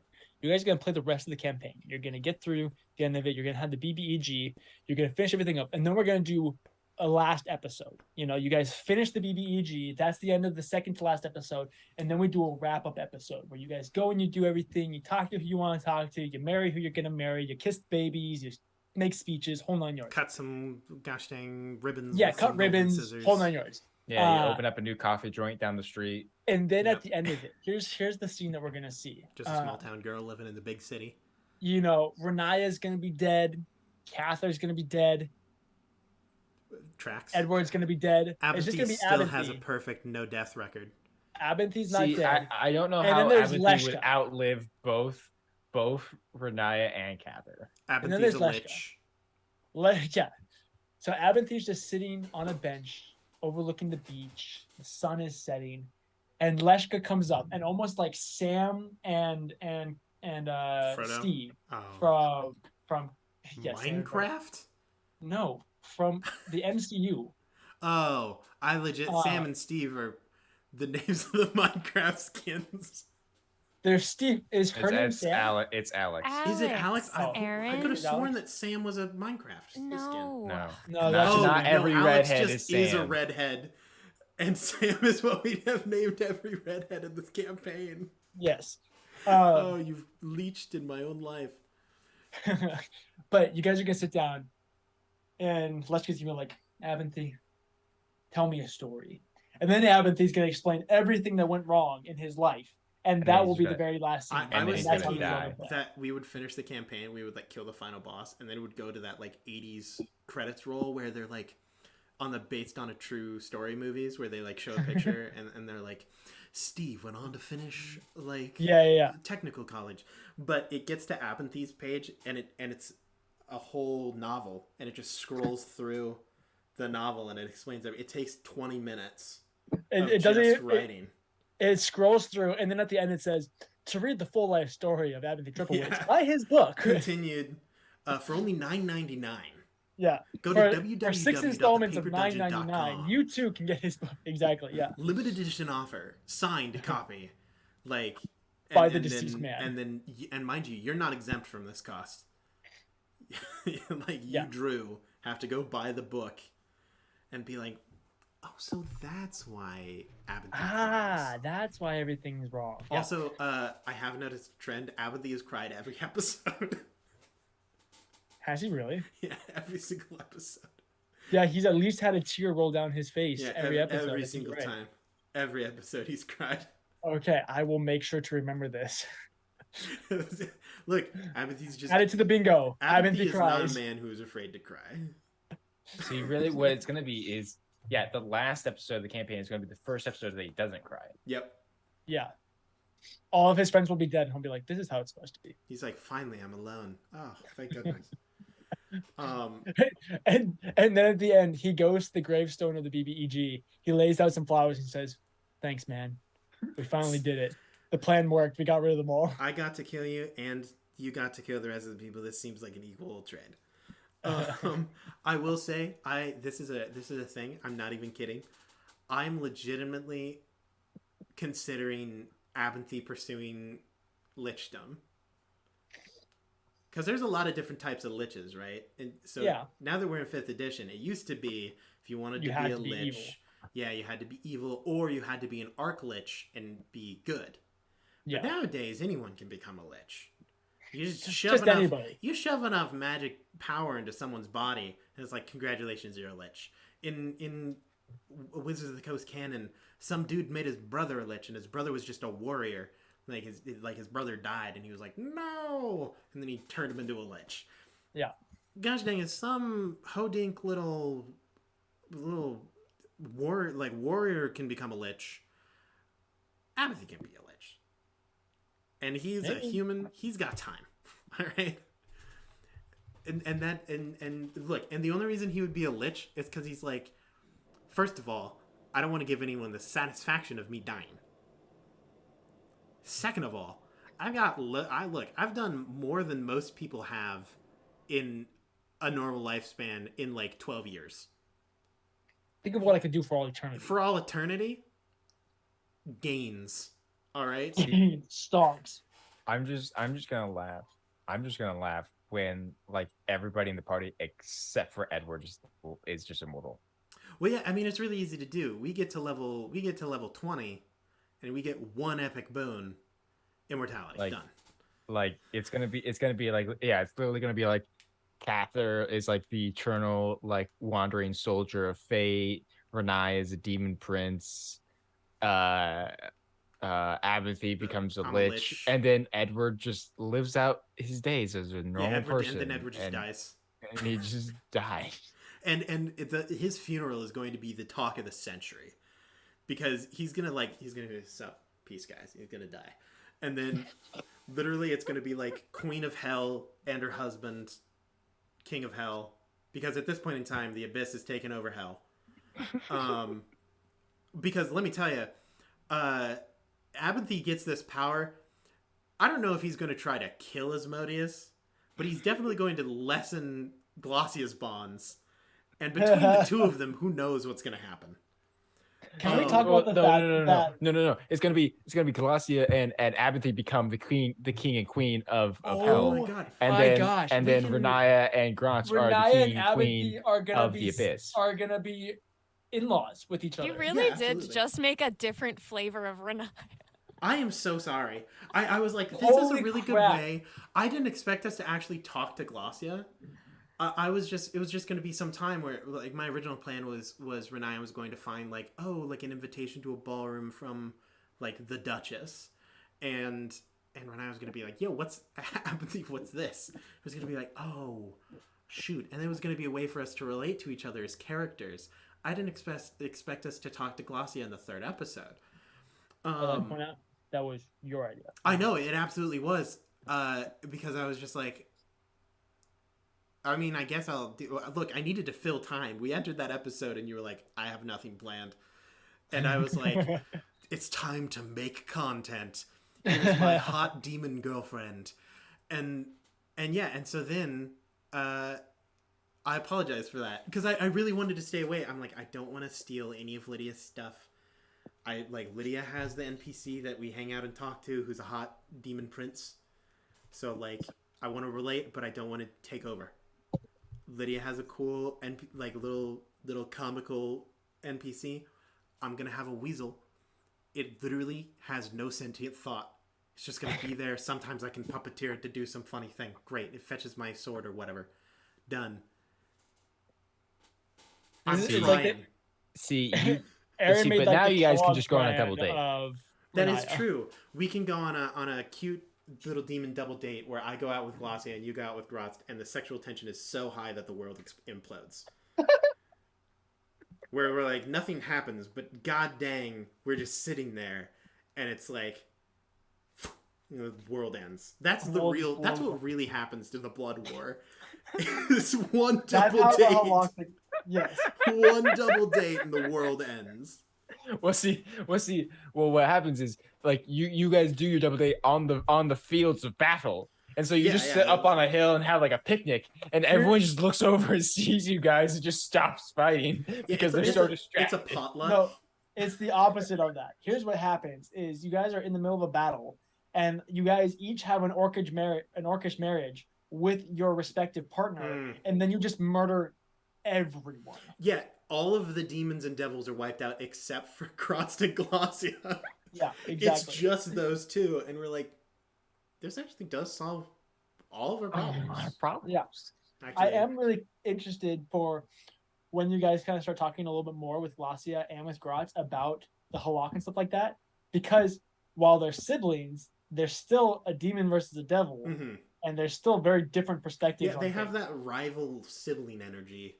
Yeah. Where they're like... So it's going to be really fun when you guys are like, yeah, this is the Halak, and she's like, I feel a strong sense to kill you. And we're like... Everybody does. Hear me out, though. No. Yeah. So yeah, that'll be fun. But yeah. Or she'll be like, the Halak is a fake thing that never really existed. I think we should go with that one. I like that. I like that one way better. So, that's more fun for us. But yeah, I'm excited to do that. I'm load of things. Yeah. But we've been going. We're actually this is the first time in months that we've gone over time for table scraps, and this is what happens whenever. Also, sometime in the future, because I was thinking about this, I just ask you guys. I would love if we could plan for some Thursday to run like a little one shot in a different RPG. I would love to do that. Let's do it. If there's any chance for that to occur, we can work it outside of stream.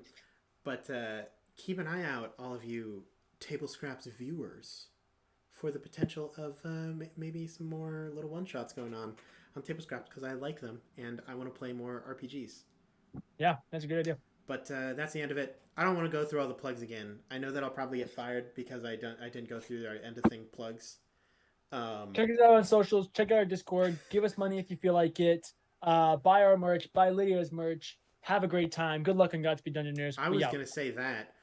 That's the end of it. I'm going to say real slowly because I have to get to the Table Scraps end screen. Good luck and Godspeed, everybody.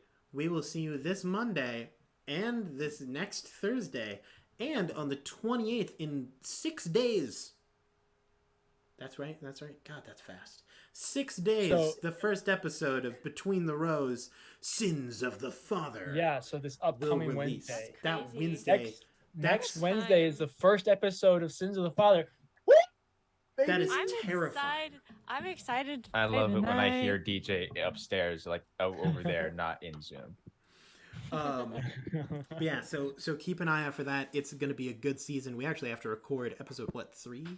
We're recording episode 3 in T-minus 3 hours tonight, 3 hours, and I have homework to do and a remote in my hand. So as I said, good luck and Godspeed, everyone. We will see you next time, Dungeoneers. It's been a blast. Goodbye, everyone. Bye. Drew, you're not waving. That's a peace sign. Bye.